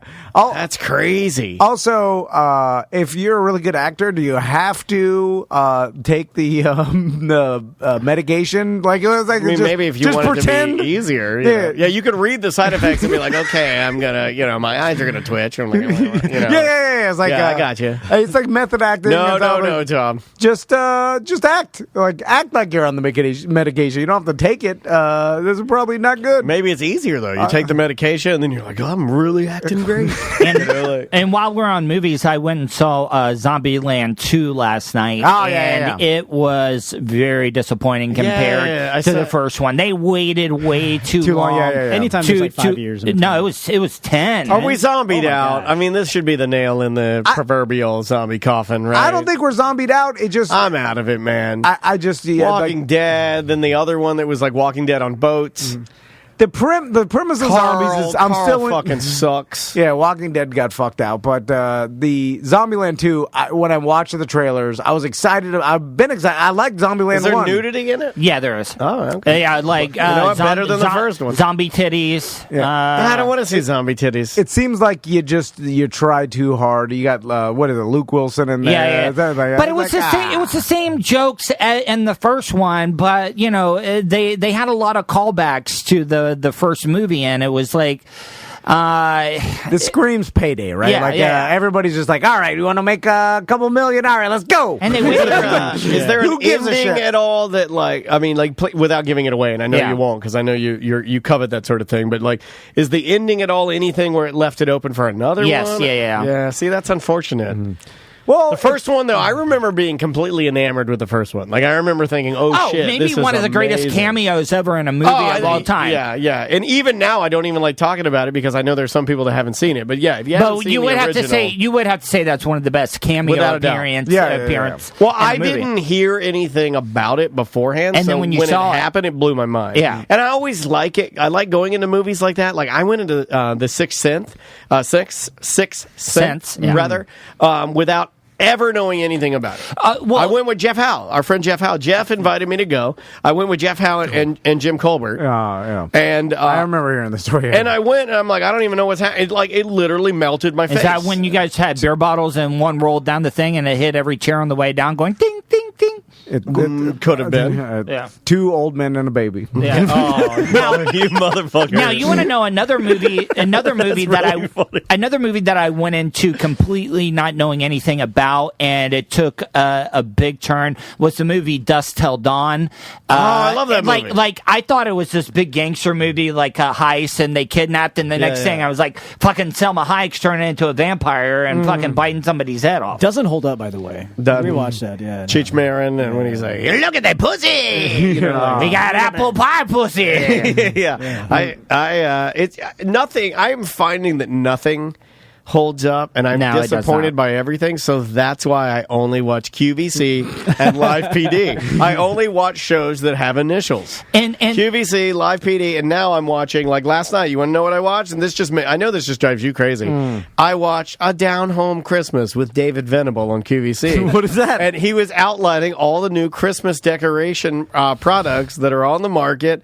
I saved over $299 on a very slim fit decorating Christmas tree, 9 foot. 9 foot. God damn. Another movie that I saw that Bright White LED that doesn't hold up, that they took way too much time was. Did you guys watch Breaking Bad at all or no? El Camino. Yeah, El Camino came out, and Todd, the crazy kid from crazy Friday Nazi Night guy, Lights, he's got a big beer gut now, and I'm like, he was skinny the last time we saw him, and it's like they just waited way too long. Everybody got fat. It's hard to keep the continuity when you do that kind of stuff. With distance and time span. And here's the thing: I'm not going to give away any spoilers because I know it's still new, but I did watch it and I was like, "Oh shit, this is the El Camino movie's out." What did you think? Because I know Breaking Bad for you was like a literally appointment setting. Yeah, me and my wife liked it. One of your best shows of all time, right? Yeah, I mean, series. You guys dedicated yourself to it. You liked it more than Game of Thrones, right? At the time, yeah. Although now I appreciate Game of Thrones more than Breaking Bad. Gotcha. But at the time, Breaking Bad was really cool, and we liked it a lot. My gripe with El Camino is I don't see that there was any demand for this movie, and the fact that at the end of Breaking Bad, it basically wrapped it up for me. Lemon Sweetie just said what you said in our Twitch chat room, twitch.tv/TomandDanLive. I don't think I needed to know what happened to Jesse. Here's the thing. Jesse Pinkman, here's the thing. Spoiler alert for the Breaking Bad movie. Jesse Pinkman gets away, breaks through the fence, drives away, and then I assumed he got away. And not at one point to me and my wife were like, what's going to happen to Jesse Pinkman? What if how is he going to get away? I was like, oh, he got away, and that was it, and it was done. Yeah, that was kind of the ending that you needed to add more on. It's almost like putting too much white sauce on my Kobe. I didn't need it, man. I was didn't already hate the covered. movie though. It wasn't bad. I haven't seen El Camino. It was yet. unneeded. It was I agree. And I'm the only one in my family that watched Breaking Bad. I'd usually do it at the old studio. I would catch a couple episodes while I was editing or something. Now, do you think that they left it open at the end of El Camino, if they wanted to do something? I don't. Or do you think they would just be pushing it too much? I think majority of people probably thought like we all did, where everybody's like, well, this isn't really not needed. Good for forgot the actor. Aaron Paul, he made some money, and all the other people associated with Breaking Bad, got a little paycheck. Good for them. I just didn't see a need. In no time I ever wondered whatever happened to Jesse Pinkman. How did he get away? It didn't get as much pop on my social media, at least in my circles with friends like you guys.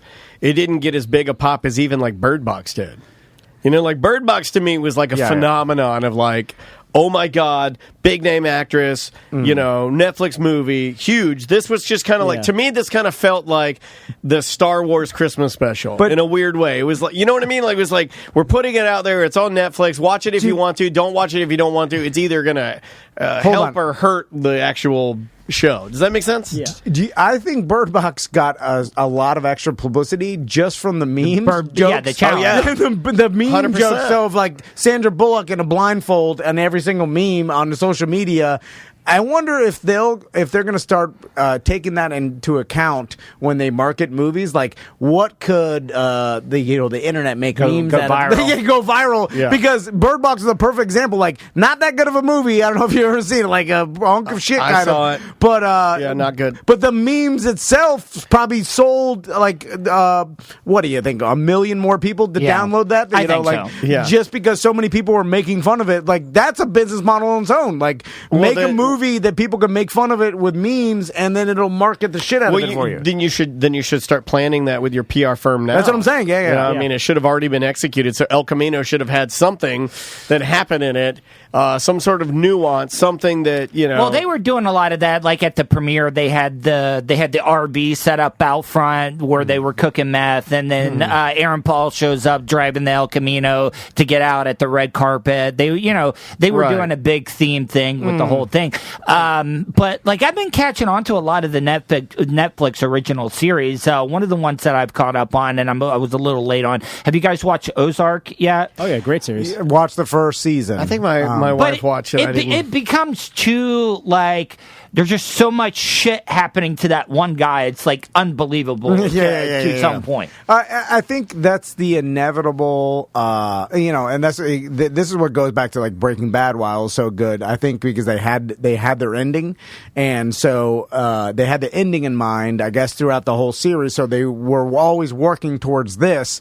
And when you have other series that you make one season and then you kind of hope it does well, so that they greenlight a next season. Right. But when you do that, you don't want to like invest into the writing to write, you know what I'm saying, until they greenlight it. Then you're writing based on the first season, and I feel like when you do that, inevitably it's going to be way too complicated. You're going to try to force too much shit. Yeah. It's like the writing will suffer, right? If you don't have an ending in mind. It's happened to just about every show that I've seen. It happened to The Sopranos, where there were so many loose ends that didn't get tied up. The Walking Dead is that's a big the case. biggest Like thing. they just tried to do way too much, and it's like if they would have stuck with the way that it was the first 2 seasons, it would have still been successful. But did they end it yet? Is it still going on? Wait, Rick?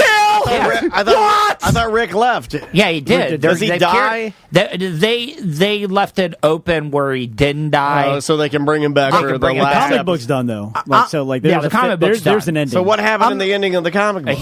Rick dies. Rick dies, and Carl's still alive in the comic book. Carl should die. Real people named Carl should die. The last page in the comic book Carl. is Carl reading to his daughter the story of Rick. Does anybody here know anybody that's still watches The Walking Dead? No. Really? Yeah, I know some people. Really? But I even got out of it, and I was the hardest core fan. You were. I didn't even know it still existed. With it. Yeah. I can't even believe it's still going on. What about the other one? What has happened? What about walking? Fear. It's Fear the Walking Dead is the other one. Sailing Walking Dead. Yeah, right? that's Walking one. Dead. Oh yeah, the Hunger. Boating Dead. And they're coming out with a third one. What's that one called? I don't know what it's called. But they're planes. Airplanes. They're going to have 3 Walking Dead series going on at the same time. Flying Dead. Well, they just there's Walking Dead, Boating Dead, and Flying Dead. Well, Robert Kirkman just released a book, and it's based on, I think it's called Tsunami, and it's based on like in Asia, the Walking Dead. So I wouldn't be surprised if you have a spin-off that happens in Asia. What I don't get though is like, okay, so in the a lot harder to stab them in the eyes with a screw. Come by. Yeah.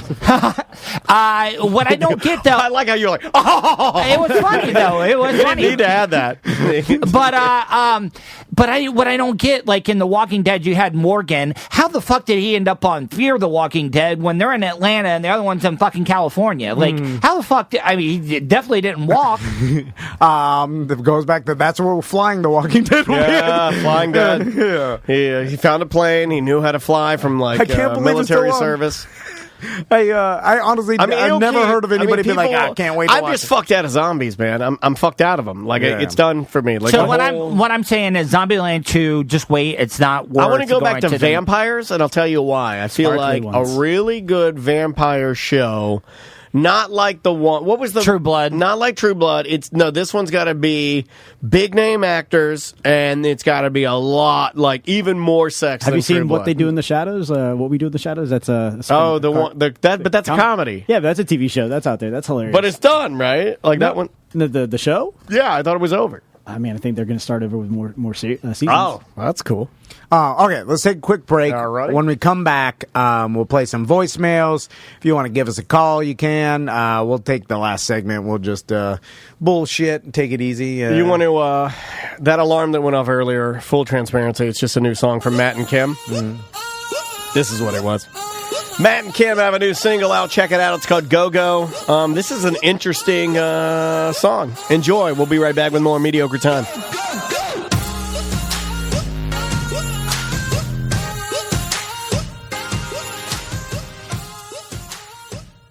You're gambling again, aren't you? I promise, I'll get it back. There'll be more than enough for bills next month. Yeah, I've heard that before. I can't live like this anymore. And now, with an update on how his bets are going, it's your host, Tom Van, with Never Not Bet. Well, I went 2-2 again last week, which is not good because inevitably, if you're even, you're going to lose on the VIG. So 2-2 is technically a losing week. I don't know all your cool terminologies. Anyway, so my record is 16. Apple bottom jeans.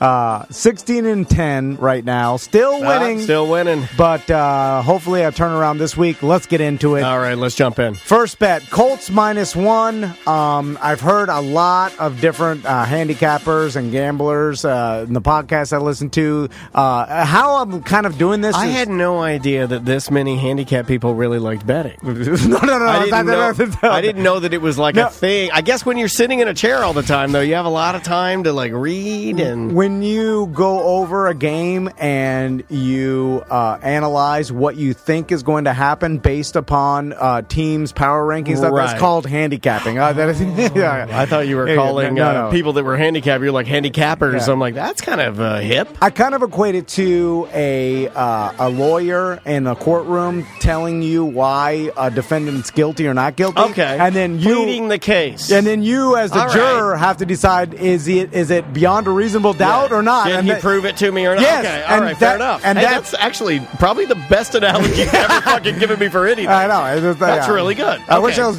better at gambling than analogies. I was like, that's perfect. Okay, so Colts -1 is the line. Yes, and it hasn't changed at all because that's the one thing you've taught me is that things can be bet on a lot and then it changes things. Correct? Yeah, I think it's held pretty steady at -1. They're coming off a bye. They have a good record coming off a bye. I won't go through all the handicap and stuff. You can look that stuff for yourself. I'm just going to tell you the games I'm betting on. Correct. Colts -1. Second game I'm betting on Giants -3. The theory being on this one that they're getting back Saquon Barkley. They're getting back their tight end. Ingram's back. I need Ingram back because I'm fucked without him. They're playing Arizona. Arizona's defense doesn't look good, but neither does New York's. But since they're getting back all these players, a lot of people believe that this is a good bet. I can see that. First two bets, Colts -1, Giants -3. I got another 6-point teaser. Oh, I love the teasers. So this 6-point teaser is +150 if you want to bet it at home. I'm betting on it. I'm teasing San Fran down to -4 against the Redskins. Okay.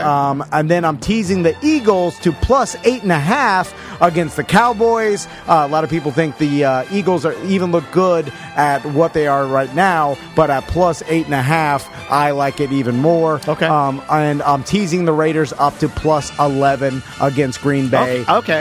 Raiders have a good, a really good run, and Green Bay is bad at defending the run. Correct. And then a bunch of other things. Like I said, look it up yourself. That's my teaser. My last bet, Seattle, Baltimore, over 48.5.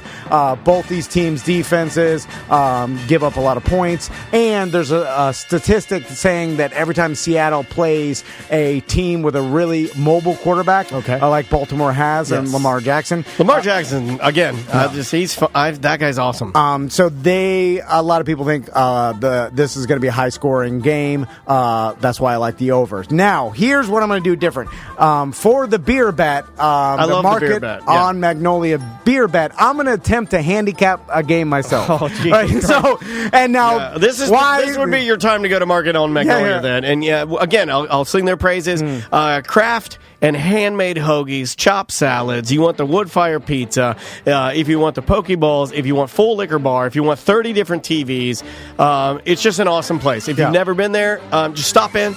It's got something for everybody. Great place to watch the games on Sunday because there's so many options for food. Bring it's not family, just bar man. food. Come on in. So market on Magnolia.com, right downtown Orlando. So, and here's the beer bet, and if I lose, you get a free Cigar City beer. This is coming from old handicap Tom. Yes, I'm going to attempt a handicap now that I'm trying to learn how to do it. So here's my handicap. I started looking at it, the Dolphins game, Dolphins versus Bills. Now, the spread is Dolphins +17 at this point, right? Okay. Which is a crazy high spread, but here's what I like. So, in the past few games of the Dolphins, right, the Redskins almost won that game. They did. 1 point. They lost a 2-point conversion, I think on purpose, right, which is not good. It looked like something you and I could have pulled off. In the first half of that game, it was 7-3 Redskins. They kept it close in the first half. In the game prior to that, Chargers, the first half was 17-10. Who's our Dolphins QB this week? Do we know? Fitzpatrick. Okay. They actually changed it in midweek, which tells me like for instance, they benched Rosen during the Redskins game and brought Fitzpatrick in, and he brought them back. He almost won the game. Yeah, he almost won the game. It seemed like they had an energy with Fitzpatrick that they didn't have with Rosen, and for whatever reason, they planned to play Rosen this week. That's what I thought. That's why I asked. And then midweek they switched to Fitzpatrick, which maybe will give the team some motivation. Now, I do not believe they win this game, and I wouldn't bet on the final spread. But the first half, this is my handicap. Handicap in the first half. It seems like the Dolphins' first half they keep it relatively close, even in the Cowboys. It was competitive for sure. The Cowboys game, first half, 10-6. Yeah, not out of reach at that point. Even in the Patriots game, they got blown out, but the first half was 13-0. I mean, they were within 2 scores in the first half. Scores for sure. And what it seems like is one or 2 scores. They've been keeping. They haven't been getting blown out in the first half. It's like a bad college team. Like they play okay the first half, and then they get blown out after that. Kind of like our show, like the first hour and a half. Yeah, really exactly. Good. Right. Yeah. So here's my beer bet, my Market on Magnolia beer bet: Dolphins plus 9.5 first half. Right. So I'm betting that the Dolphins keep it close first half, and then they fall apart second half, like do every year. My only worry is the Bills' defense is really good, but Bills coming off a bye, and I think they start a little slow. Yeah. And I can see that. Historically, home teams coming off a bye, especially since sluggish, the new bargaining, like the bargaining agreement, collective bargaining agreement that they had. They basically players can go on vacation now during the bye, instead of like sit there and practice the whole week. So I think the Bills come out a little slow, keeping the game close first half. They still blow them out second half, but I'm betting the Dolphins plus 9.5. That's coming from me. Okay, handicap Tom. Yeah, and I love it. And we'll see. Hopefully you guys win a beer. But anyway, those are my bets. Good luck gambling, and we'll see you next week.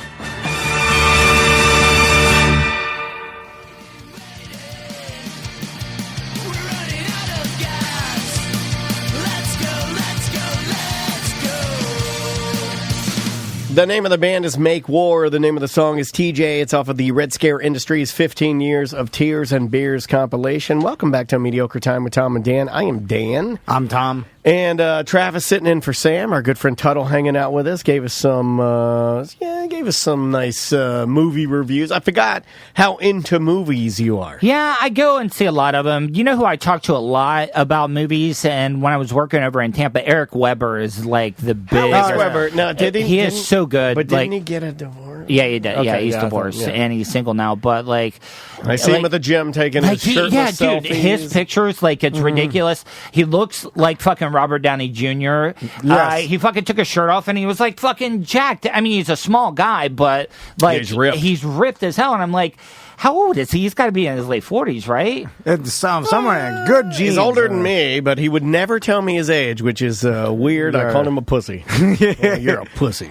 But I talk to him like 2 or 3 times a week, and he loves. Good. What is he doing? Though? I don't know. I still have not figured that out yet. How does he make money? There are certain people that I know. There's a couple people. Eric's one of them. I can't say the other ones because they listen. But there's certain people. I'm like, how the fuck do you make your money? Like, what do you do? I've tried to get under that and find out. Like, because he came to Orlando, and I've talked to him about this. Whenever he took that gig in Orlando on Fox 35, he like started missing California, and he was only there for 3 weeks, and he fucking like had a great gig. They threw all types of money at him, and he just fucking like flew the coop. Yeah. We talked to him after that. But I'm glad he's doing well. Yeah, well, that's his business. But still, sometimes I look at stuff like that. I'm like, how the fuck is this happening? But he's at every fucking movie review. Like he was at the premieres. A Stars Born. He was like taking pictures with Bradley Cooper and Lady Gaga. And I'm like, how the fuck are you? Yeah, I don't know how he does it.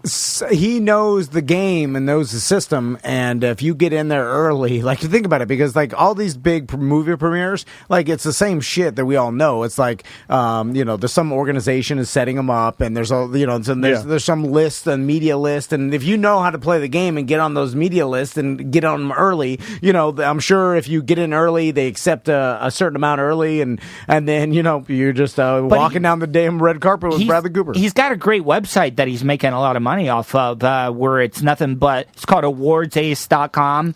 Yes. And it's just like keeping up with all the like Oscar nominations and stuff. Yeah, he kind of organizes it. It's like it's Mike's weather page, but for movies. Yeah. Oh, really? He just takes all the different and I mean, he gets a lot like he does. And then I guess you just sell advertising with any website that gets hit. No idea. Yeah, it was so weird. Like, hey, there's so much shit out there. Anyway, I will plug that our merch from our 10 years on the website. We're still doing the White Claw Cup promotion, and we have a brand new tiny blanket for sale. Yes. It used to be a towel, but we lowered the price.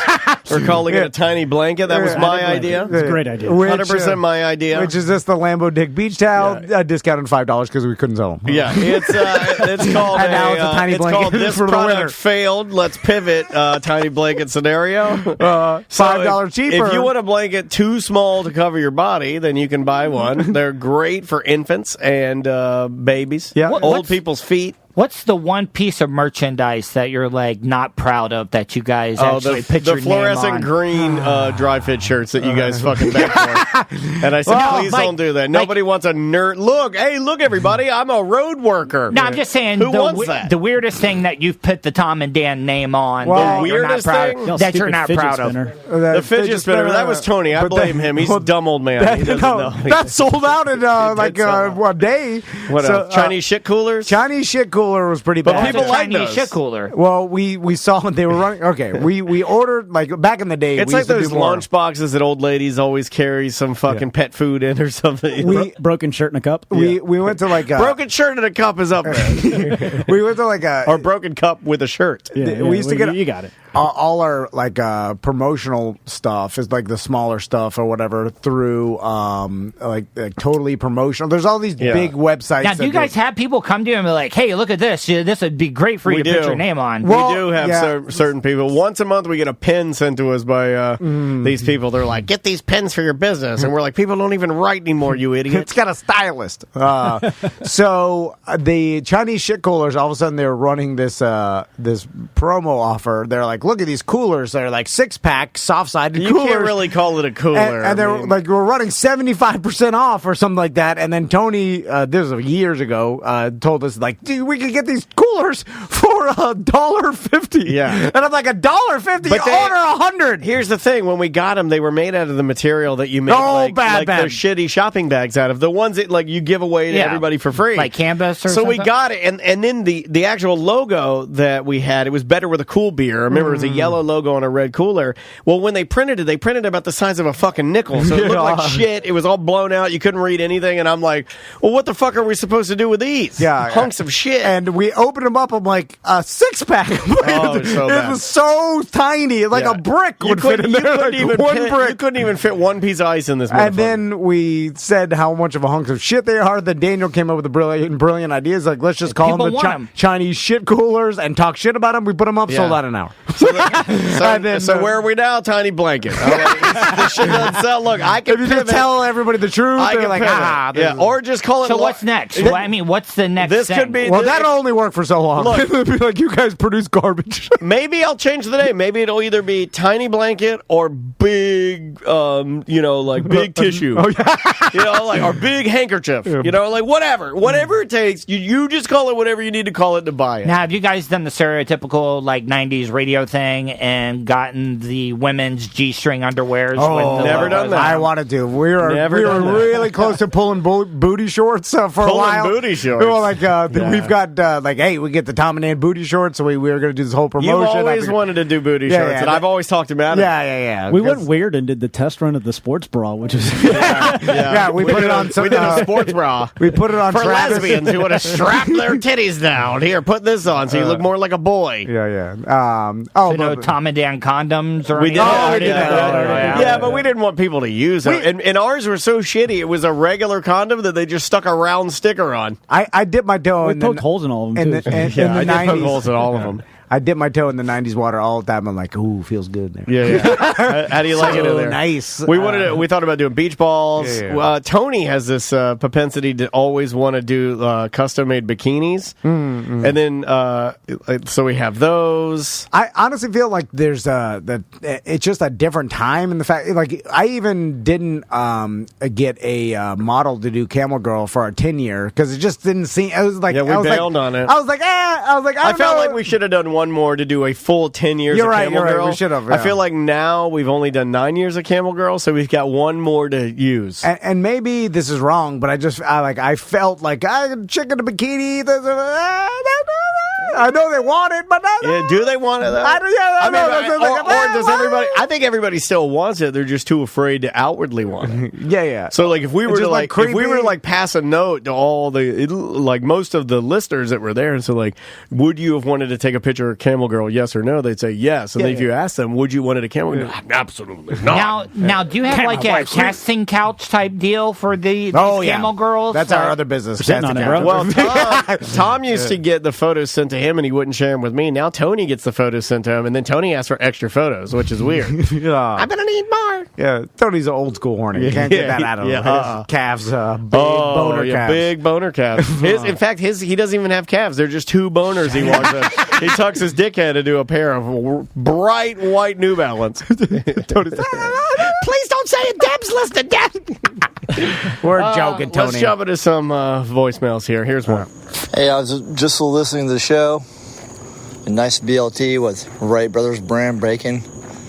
A good piece of... Okay, hold on. I can hear the crunching of the lettuce. I don't believe it's Wright Brothers brand bacon. Wright Brothers brand bacon would mean that it's strips of airplane parts. I think you meant Wright brand. It's just Wright, like W-R-I-G-H-T, Wright brand bacon. I don't think it's Wright Brothers brand bacon. That's the Wright brand is Winn-Dixie, right? No, Wright Brand is its own brand of premium bacon. It's the thick cut. It comes in the big package, and it's like $11 to $14 for this big fucking thing of bacon. My daughter, her favorite food is bacon, so that's why I know this, because I'm going to have to get some bacon this afternoon. Pieces of Publix 5-grain bread. No. Good organic lettuce. 5-grain bread? Are you fucking crazy? 1 grain, white, soft Sunbeam bread. I don't want no fucking grains. I don't want any Dave's muscle bread with that fucking the dude with the mullet. Oh, in my house, it's just shitty gluten-free bread. Yeah. Any bread that has to be like my mom. She's like, I got this sprouted bread. I have to keep it in the freezer. You take out 2 slices, give it 15 minutes to defrost. I'm like, go fuck yourself. I want regular toasted bread that you would get at a diner. I want it to come in I just want it to say bread on the outside. That's it. White bread. I don't want my bread to look like you pressed it on the bottom of a bird cage. Thank you. I don't want the seeds. What are the seeds doing? Why are there so many seeds on this? I'm just going to dust them off on the floor. And when I dust them off, is the calorie, is it like if I eat it with the seeds, then and then they tested my blood, they'd be like, oh my God, you're so healthy. And then I ate it without the seeds, they'd be like, oh my God, you're dying. No. It's not. It's fucking bullshit. It's a lie. I've never once made a sandwich, a plain old bologna sandwich, and be like, you know what? This bread needs a bunch of seeds. You don't want that. Nobody wants it. It fucks up your sandwich. Your sandwich is supposed to be smooth. It's the same thing like eating everything bagel. It's just got too much. I could do an everything. Let's slow it down. You guys settle down. I can do but that's a delicious treat. But for bread on a BLT, he goes on. He said organic lettuce and then a couple other things here. Hold on. And Duke's mayonnaise, you can't beat it. It's a great damn sandwich and a good quality tomato. Later, buddy. So we had mentioned BLTs. You a fan of the BLT? Yes, I am. I couldn't tell you the last time I've had a BLT. Really? No. I'll get one every once in a while, and I'll be excited. But you get it at a restaurant, right? Yeah. You're not cooking your own. No. See, when I'm cooking for the Spanish people in the hobo fish camp, I always I have the top tray and I put bacon, and it's like bacon rain on whatever I cook underneath of it. Oh, it makes it tasty. Oh, yeah. So, and then they take a bite, they're like, ha, ja, ja, ja, ja, ja, ja. Right? I think that's how it goes. Here, another voicemail. Yeah, here we go. Hey guys, you're trying to figure out a name for the dummy that you put in Jimmy's car. It's got to be Sally, of course. It's Mustang Sally. Get the fuck out of here. Anyway, bye. He's right. We should have called it Mustang Sally. Now, Jimmy hasn't. Yeah, he hasn't noticed yet. Okay, but for non-BDMs, you can listen to the BDM show, but we. Anyway, long story short, we were playing a prank on Jimmy, which was totally impromptu. We weren't planning on it. We just is it really a prank if nothing fucking happens? I know. He still hasn't noticed it We yet. just wasted money. I drove by it yesterday. It's still in there, untouched. Yeah. By the way, that's a tell that your hobby is a horrible idea. You wasted your money. You wasted more money than we wasted on the prank. Yeah. When the fact you haven't even looked inside your hobby car. Clean your fucking car out. It's full of McDonald's and a prank dummy. You fucking old man. Dumb old man. How come he hasn't? I text his wife every day, and she's like, still hasn't seen it. How do you not see it? And then I'm like, is the prank... It's a 6-foot dummy with a Meemaw wig is he in the front seat. Is he re-pranking us by ignoring it? Is it like what you would do with like internet trolls? You just ignore. You don't... you don't go in on it. Oh, okay, yeah. So is his re-prank to us just to leave it in, like, will it now become part of the car and he'll just drive around with it in there? And then pranks on us because we don't get the rise that we wanted out of him being like, okay, guys, good job. Tori's got to sit in the back seat. I honestly think he probably, has never touched that thing in a month and just sitting there doing nothing, shitting up Baldwin Park. Yeah, it looks bad, too. We drove by, and my daughter looked at it. She's like, what is that? I was like, that's what Daddy does for his job. He puts mannequins in the old man car with a Meemaw wig on it. Yeah, apparently radio people got money now, and they moved into the fancy neighborhood. Yeah, but get that car out of here, man. Like, seriously, that thing is looking bad. You want to do another voicemail or email? Sure. Let's do this one. Oh, hold on. That one's not playing. Let me try it one more time. No, I can do it this way. We could do email if you want. Totally fine. I can do it this way. Here we are. Hello, Tom and Dan Show. This is Megan, BDM and Side Chick. I was listening to the BDM show today and heard you guys talking about the new Pennywise and how it isn't as scary as the original. And this reminded me of this conversation I've been having lately about remakes of old horror movies that have been coming out. The first one that I thought of was the remake of Nightmare on Elm Street, and how it was disappointing to me because it kind of lacked like that campiness that the original had it. But the idea of this psychotic serial killer that can only get you in your sleep is terrifying. But also knowing that sleeping is a thing you can't avoid is more terrifying. So the campiness made it kind of more palatable. In the new It movies, they actually follow the book pretty close, which is why the character of Pennywise doesn't seem as scary when you compare it to the Tim Curry version. In the original movie, they smooshed it all together and made it seem like Pennywise was a clown. But in reality, he isn't. In the book, Pennywise is just the manifestation of his victim's worst fear. So in the new ones, because you get to see all of the different manifestations, that little bit of campiness in each of the characters, I think, is needed. Just a thought. Love you guys bunches. BDM for life. Love you too. Thanks for the explanation. Yeah, that makes sense. That Nightmare on Elm Street remake had the cool kid from the Bad News Bears playing Freddy Krueger. Yeah. Remember the one that rode the dirt bike and smoked? Yeah, it's Rorschach. Yeah. Watchmen. And it kind of fell flat, right? Everybody's like, I don't think. I remember thinking it was going to be really scary from the beginning when they locked him in the house and tried to burn him alive. Yeah, the beginning of the movie. I never saw it though, so I can't really commit. I always thought I always enjoyed the older Freddy Krueger because to me it wasn't that scary. He was more like almost an anti-hero in the fact that he would do these horrible things and kill these people or whatever with his, blade glove or whatever you fucking call it. And he'd always have a punchline. And then he'd have a punchline. Yeah. And so the Robert Englund version of it, or England version of it, I just liked it because I was like, it wasn't really scary. It's more like Halloween-y vibe, if that makes sense. Also, is any horror movie that they remake going to be not as scary just because the audience that's watching it older is remembering how they felt when they were younger, maybe even kids, which you were more scared when you were younger. So therefore, you're watching it as an older adult, and you're like, this is not as scary as I remember. But you remember watching it as a kid. Right, So, right. like, no matter what, it's going to fail the test, right? Because you're,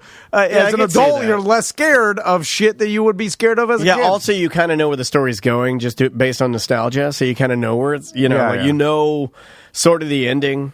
And you have to be so much more over the top, I feel like, now in today's society, because everybody's ADD because of cell phones and smartphones and social media, that you can't do like this long build up. People get too bored. Do you like horror movies? You don't see many of them, do you? Yeah, no. Do you like them? I like them, not as much as I used to. It's just none of its original ideas anymore. It's. Well, how many? Yeah, I mean, everything's been done. I mean, Jordan there's only Peele's so much. doing an okay job, but do you think he'll fizzle out? I really didn't. I didn't care for it that much. Get Out was good. Get Out was really good because nobody's ever done anything like that. It was original idea. I thought Us was a stretch for me. I didn't. Yeah, I couldn't get on board. Yeah, I'm not gonna say it's bad. It's a good movie, but I just I wasn't. Concept, I got done with them. Like, all right, it's all right. Like the last big horror movie that I saw that I thought was different than anything else was that Cabin in the Woods. That was good. That had a big twist in it. And I didn't see that coming. But that was an original idea. Yeah, but that's it. Well, I mean, to be honest, like how many horror movie are you? Like, let's go over it. Like, there's monsters, there's ghosts, there's like religious, like being exorcism or like someone Japanese you. little girl. Yeah. So and then there's like the killer. Like some did anybody see Mama? No, I did not. But I think serial killer movies are more realistic though. Like because there are serial killers. Yeah. I mean, nobody saw Mama. No. What is that? I forget the lady's name. Oh, it's the black lady, right? And she wanted to hang out with all the kids. Yeah, all the kids wanted to hang with her. And they're like buying her beer and stuff like that, and hanging out with her. And then I mean, just based on I'm gonna guess. So this is not a spoiler. It might be, but I'll give you. But I think it's like.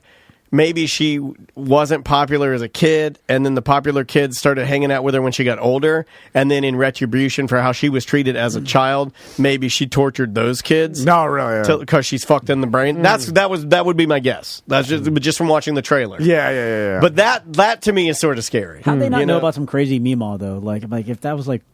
I think the whole premise is like exactly like you said, like the parents picked on this kid, and then like this lady's picking on the parents' kids now. The minute that the older black lady buys me beer and then kills Tom, I'm killing her. Yeah, right. Okay, we're just putting that out there. Yeah, because I don't think it's going to be that hard. You know, like I'll find like a trash can or something. I'm bashing her over the head. Take her insulin. Hide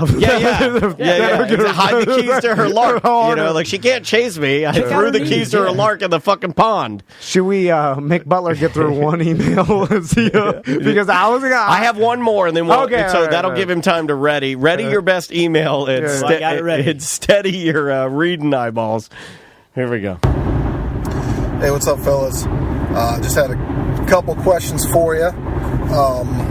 Was watching a little bit of Chatterbait, kind of new to it, and I think, Dan, you've referenced some stuff in the past about those little pink wands. I was just wondering, because lately it looks like I've seen a lot of those things just hanging out of girls' buttholes, and I didn't know if they're supposed to be inside their vaginas, or, it looks like... Why? You okay? This is a scientific question. Dr. Dennis, I'm getting a scientific message from one of my scientific friends. He wants to know if the pink wands on Chatterbait should be in your butthole or your pussy. This is science time. I didn't say anything. I'm listening. Well, you're looking at me like... I'm shaking my head. Okay, here we go. They kind of hang or rub around their clit area. But, God. Mainly, I don't know why, but it looks like there's a little Teletubby head or some type of little stringy tampon thing hanging out of these women's asses while, people are making it rain, and it sounds like someone's hitting, jackpot on a slot machine or something. But I don't know. Maybe you guys could give some insight to, what that's all about. Also, maybe we can get one of them girls into interview, and I'm sure you guys have a bunch of questions. Otherwise, the BDM show, the Spirit Halloween thing, that was a shit show. Nice recovery on trying to get it Dirty Jim. I look forward to the part 2 on that. So kudos, and as you're aware, you realize you started Radio Wars all over again. But hey, I'm in. Count me in, guys. Love the show. Take it easy. All right, you ended up. Okay, guys, take it easy. Also, this guy obviously has no idea about inflection or how to talk. Well, what's funny? Hello. How are you? We have no idea if we started a radio war because we're too busy to listen to each other's shows to even find out what's going on. Too busy to have a war. Jimmy don't even know that we literally just launch a mortar and then we go back to work. I don't know what he's saying. What's the death toll? We don't know. He had no idea what we're saying. He this is like a head down, keep working. So you're trying to get a 90s radio war going?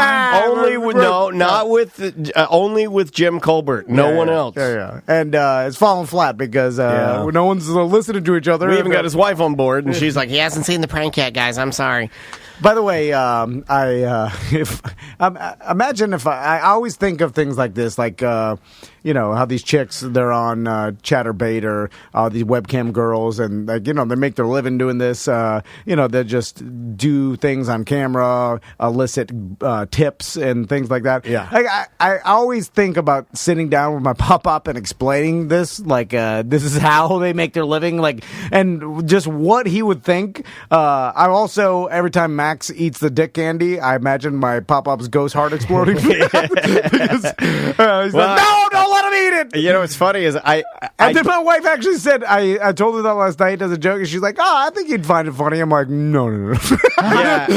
It's so funny because I was over here working late. I think it was last Friday, and Andrea and Maisie were gonna pick me up, and then we were gonna go to dinner, and I was gonna come back and get my car. Yep. And they came by, and Maisie came running in. She comes running in. She looks over. She goes, "Dog bones!" Again, I'm like, how do they fucking know?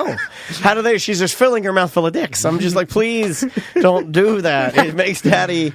It's not good for Dad. It's not good for Daddy's heart. And what we're referencing is there's a little candy machine that you turn the quarter or the thing, and then little tiny dick candy comes out. Fairville. Does it got balls too? Yeah, but that's why my son think it's a bone. They think it's dog bones. One-sided bone. It's got shaft, balls, everything. It's got everything. But so they think it's, and then we just tasty too. We're like, it's they are pretty good. They taste like Sweet Tarts. They're Smarties. All right, Butler, you ready for one email? You're on. Get out of here. You're on. Let's see if he can do it. All right. Can we please have Tom expound on the philosophical ideas? How about the problem of evil to start? That's how we're ending the show. What do you mean? I don't even understand the question. Well, I guess he wants you to kind of go into philosophical ideas and maybe start with the problem of evil. So I don't even know what the... Hey, man, I picked the shortest one. I don't expound upon evil? Well, I will tell you, I've thought about this high before. I don't Here think... it goes. You got it, Butler. Well done. I don't think that the concept of evil is subjective, and the people that are truly well, here's the thing, it's culturally too, I'm sure a certain culture would look at another culture and say, oh, those people are evil. I studied that. Yeah. So but I also don't believe that I think people can justify and rationalize anything in their own minds. So I think even bad people don't think they're bad. Oh yeah. For sure. I don't think they could live. Well, you don't think you're bad. Sociopath. Well, he has no he's just void of any sort of emotion and empathy whatsoever. So he does. I take that out of there. I'm just talking about your average person with not an extreme mental illness. He'll justify his actions to make it seem okay to him. Right. And so therefore, I don't even think that bad people think they're bad. I think they justify what they do, and therefore everybody... Well, yeah. But do you think people are born evil, or do they learn it? I think they can be. Well, it depends. I mean, you're born with a mental illness, you're born with but then I would classify you as being born with a mental illness. I wouldn't necessarily classify you as being evil. So therefore, no one's born evil. Then. The things that you do could be we could clarify and look at those things and say those are evil things, but you may not think they're evil because of your mental problem, right? And I think like any society that has someone that is like real, like messed up and doing real bad things young, like I think everybody looks and like, watch out for that person because it's not going to be good. What's the worst thing you did when you were young? Dude, I remember doing something bad that my mom. I think I fucking scared my mom into thinking I was like some sort of a serial killer. There were these little baby frogs that would accumulate themselves in like the woods beside their house, and then like those little cones in the soft sand that are created by like what are they, like ant lions? Ant lions, yeah. I think ant lions create the little cones, and then the frogs would get in there, and then I would just push the sand over the frog, burying it alive. And then my mom caught me doing that, and then I remember her crying and thinking that I was going to be like some kid like setting fire to the house and like killing my dad in his sleep. I think she actually thought that. Yeah. But I was like doing like the music and pushing the sand over the frog, like, will he escape? No, he doesn't escape. Yeah, killing some frogs. I used to shoot lizards with paintball guns when I was that's Does Florida it kill him? redneck It's got to shit. kill him. Oh, it explodes. Yeah. It kills him. I stepped on a lizard out here, and his guts went out his butthole? Butler told me they'd go out his butthole. They did not. They went on his side. So his side ripped open, and it just blew his guts out the side. That's a rough way to go. Yeah, that's bad. And he was still alive, I think, as I was like looking at him. Yeah. They run into the path. It's their own fault. Why do they run into? Why does everything, squirrels, lizards, they run at you? Yeah, they want to die. Hey, I saw their fault. Me and Maisie yesterday were outside riding bikes, and we saw a squirrel running and shitting as he was running. Oh, really? And we laughed and we fucking laughed. No one's ever seen that. Yeah, I've never seen a squirrel. Yeah, he was running, and then like little turds are falling out of him. He's like, and we just started howling. She's like, he's pooping. My ex-wife had a pug that would shit run through the house, and it was horrible to clean up. My Fernando used to have a boxer through the house? that used to, as a puppy, just walk and piss while he walked the whole carpet. Just like, your dog's pissing, like everywhere, pissing lines. Like, why anybody in their young 20s gets a dog? Is beyond me. Like, we all do it. For you have no money. You're an idiot. Like, why are you getting an animal? You're never at home. What'd you get? I got a fucking Great Dane. It is ripping up your shitting. It's like homeless people that have dogs. I know. But they always take care of their dogs. Do they though? No. I feel like if you really investigated that dog, the dog would be like, I'm like, are you okay? And the dog would be like, this sucks. This guy's fucking homeless. I want a home. I feel like he doesn't want to wear goggles. He doesn't want to ride in the front of your shopping cart. He doesn't want to ride in the basket on your bike. He doesn't want to sleep in the blaring sun under a piece of cardboard. He doesn't want to get kicked out of Wawa. He doesn't want to watch you get tased and shit your pants in the bus station. He also doesn't want to see your slow decline because of your mental illness. He doesn't want to see that. He doesn't want to eat what you eat. Yeah, even if you give him a pinch off of that 7-Eleven Big Bite that somebody bought you, he doesn't want that. He wants fucking good dog food, air conditioning, a nice bed, a bed. He wants some glucosamine for his joints. All right. So, Tuddle, thanks for plug some stuff. No, where can people find you, Tuddle? Follow me on Twitter at Tuddle, Tuddle with 2 Ds, Tuddle. Yeah, follow me there and keep up with me while I'm looking for a radio job at the moment. That's how you can keep up with me. Why don't you do some podcasting? I want to, man, but I just don't have the I got extra equipment. Capabilities you want some of gear? doing it. I got some gear. It's cheap now. You could, we'll set you up. I have no job. I got extra gear. Yeah. I have everything you need in the other room. We'll you got a computer? Here's the thing. We'll give you some extra gear, and if you do a show, we could, we'll figure out something. I'm sure. I'm down to do something. Yeah, we got extra gear, man. If you want to do it, we'll make it happen. I got more than enough. In fact, Juan in our Twitch chat room, I believe he has my extra mixing console too. If you need something, we'll figure out something. I mean, I'm looking. I'm keeping my options open right now. Looking for a job. So if you hear of anything, just leave it wide open for me. There you go. Butler, plug something. Yeah, we got a bunch of stuff going on in Orlando this weekend. So at the Dr. Phillips Center, there's the Tim Burton's Nightmare Before Christmas orchestra thing going on. There are still group tickets, discounts available. That's still going on. That's at 8 p.m. tonight. And then tomorrow, there's a bunch of stuff going on. Ivanhoe Park Brewing Company celebrating their first anniversary. Return to Joyland. There's going to be food trucks. There's axe throwing, great beers, a lot of new stuff going on tap. That starts at 12, ends at midnight, and then later that night we also have the Jungle, Seth's gym, doing their Halloween thing going on one night only. Make sure you get tickets ahead of time for that because I think they are allowing only X amount of people through that whole thing. So Seth will be there dressed as a giant goat man. So you got to go there. Some half-naked chick in some church or some weird shit like that. Who knows what the fuck's going on? Listen, just go there. He might inappropriately grab you. Just go there and fuck with Seth. He'll appreciate it and tell him we sent you. So. Yeah, walk by him and go, that goat shit his hooves. He won't laugh at that. Go bully him. Yeah, go bully him. He'll love that. And Sunday, we have we have Market on Magnolia, NFL ticket right there. Go check out Tom's picks. You might be able to win a Cigar City beer. Yes, sir. TomandDan.com for all things Tom and Dan. New merch on the website. Our YouTube channel, like and subscribe. We'd love to have you guys over there. All of these Twitch shows go up on YouTube just a couple of days later because Twitch likes that. They like to have some... Yeah, they don't like it right away. Yeah, they like a level of exclusivity. I get it. They want you coming here, and we appreciate all of you that watch on Twitch. Anybody that gave us a donation today, we certainly do appreciate that. Tactical Hat, much appreciated. And for new listeners that joined us today, we appreciate that as well. Anything else? That's it. All right, y'all. We will see you next week. Oh, wait a minute. I can't publish that. It's mediocre. And now it's time for the Tom and Dan end of the show footnotes. Today you heard music from Feet. They're a super quirky UK Britpop band, and they started us off with the first track off of their debut album. From the album What's Inside Is More Than Just Ham, you heard the song Add Blue. They actually wrote and recorded all of these songs while living in a barn, so Google that. You just knew that I was going to play a track off the new Lagwagon album. If I was allowed, I asked, and I was. From their brand new Railer album, you heard the song Dangerous Animal.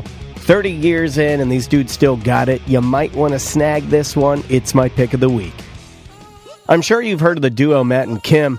Well, they've got brand new music out. It's a pretty damn and fun, creative single. It's their newest single, entitled Go Go. It's bouncy, it's fun, and it's a nice way to close out the warm weather and ease into this awesome cooler weather. We closed out the show with more new music off of the super fun compilation from Red Scare Industries I told you guys about last week from the amazing band Make War. You heard the song TJ, and on that note, we'll see you next week.